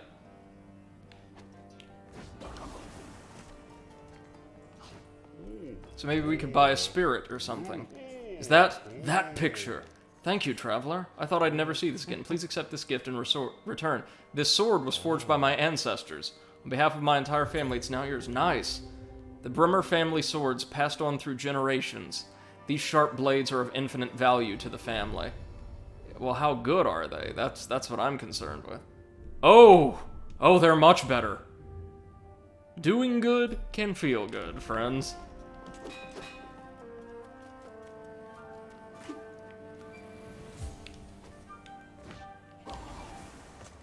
Now I just want to get back to our save point. And after resting at the save point really quick, I do want to visit the tailor to see if he's got anything of interest for us.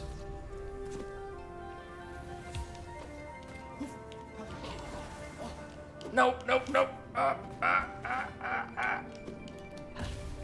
Ooh. Okay.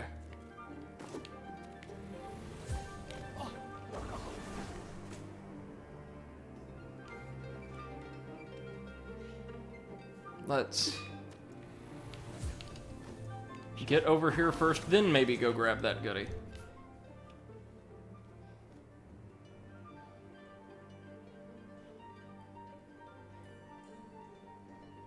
Hold on just a second.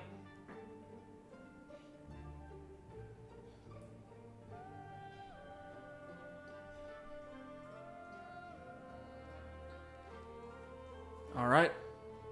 Let's go ahead and save. I've not felt the need to purchase mana so far. Maybe it works here kind of like Spirit Emblems did in Sekiro. Like, if you have a certain, like, magic-intensive play style, you would feel the pressure to buy some, but so far, the one free charge we get is more than enough, I think. Or wait, maybe, like, we can use that essence to increase our maximum mana? I don't know. Oh, wait, hold on, we could...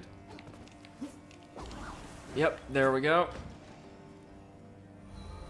Sapphire ore, nice. And, hey, the 5th book!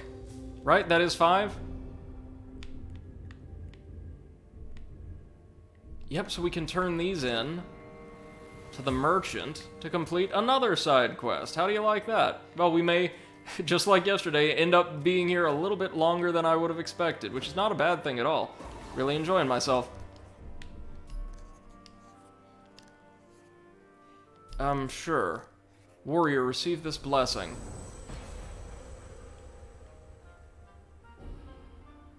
Increases our mana power. Okay. So it makes our spells and the like way more potent. Well, maybe that's the way to deal with those monsters up at the tower. Yeah, we'll upgrade this 3 times, maybe, and just see how that does us.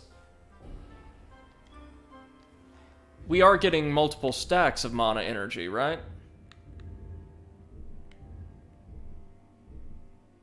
No? Yes? Maybe?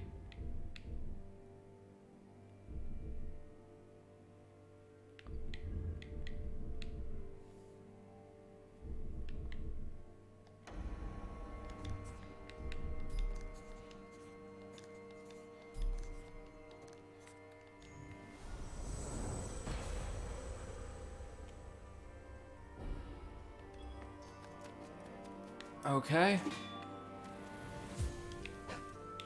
Now let's go visit our friends and see if they've got anything new for us. Oh no, this is somebody totally new.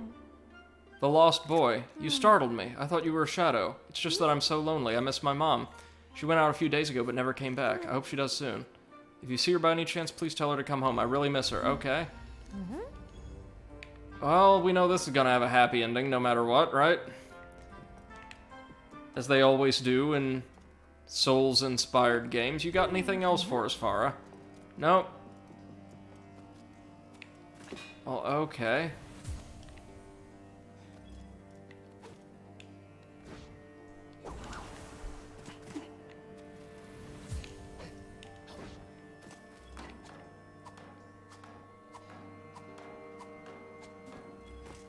There's so many little homes around here. This is the...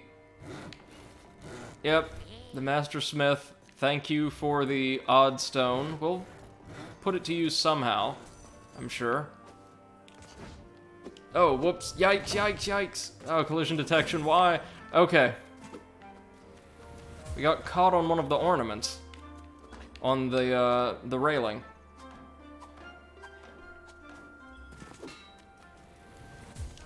Hup, hup, hup.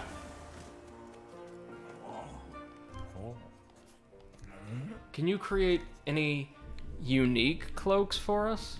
No. Just that funky rainbow one.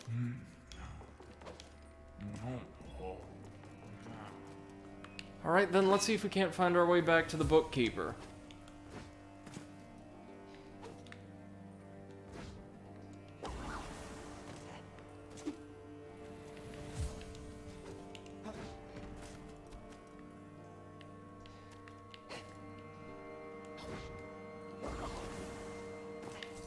Let's grab that. And see, where was he again? He was over there on the opposite end of town, I remember.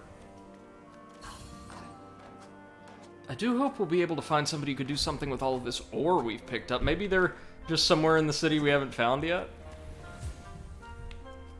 But, like, we've been collecting oodles of the stuff. I would like there to be some kind of substantial payoff, you know?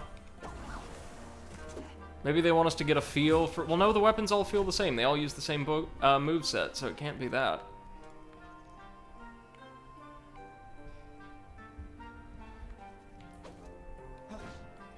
I know the bookkeepers, or the booksellers right over there. I just want to see what else we've got here. Once we get to a proper vantage point. Whoa, whoa. Oh, yep. That ended well.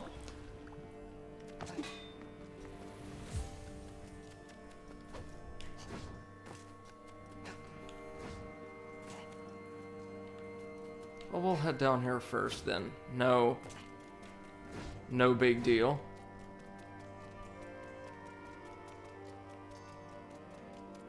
We got your books.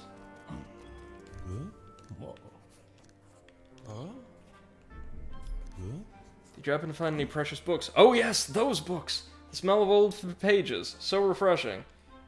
Hey, Invader Dre, I'm doing alright, man. I'm really liking Blue Fire, and thank you for checking out the vid. Or the VOD.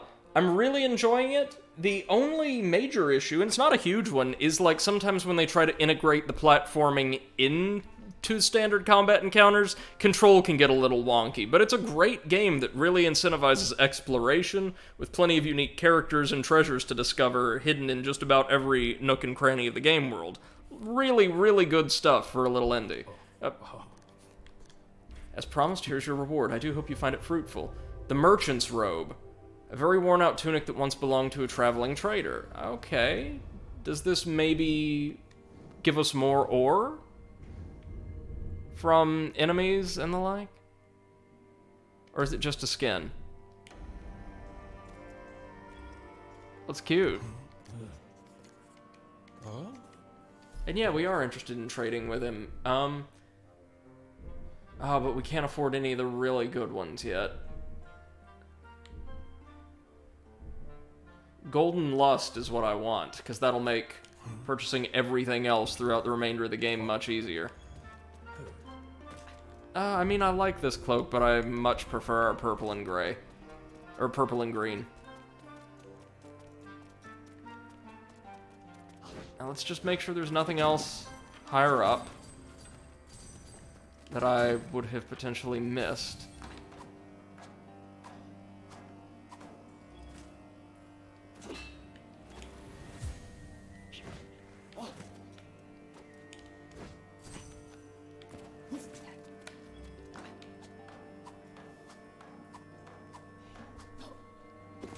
Let's see. Hup, up and over.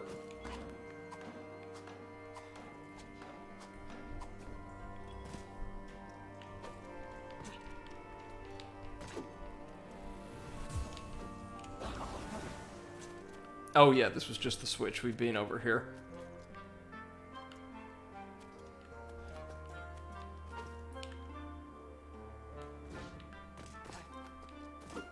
Then have we explored all there is to explore here for the time being? We may have done. Alright, well with that, ladies and gentlemen, we're going to call it a stream here. Thank you all so much for joining me for another great little trip through both Neon Abyss, where we came oh so close to clearing the second, I guess, wave of bosses or dungeons, and then Blue Fire, which I think is really taking off now that we've cleared our first dungeon and are coming right to the threshold of the second. We've got a little bit more to explore next time before we get around. I do want to see how powerful our fireball is, to see if maybe we can dispatch one or two of those little frost turrets at the graveyard tower really easily. Because, you know, if so, we can maybe see what's at the top before carrying on. But I have a feeling we're going to be smashing through this game pretty quickly, especially given how much I've been enjoying it. And I hope you guys have as well. Thank you so much for joining me today, and we will see you next time, alright? Which should probably be in probably 2 to 3 days. Until then, have a wonderful rest of your evening. Bye-bye.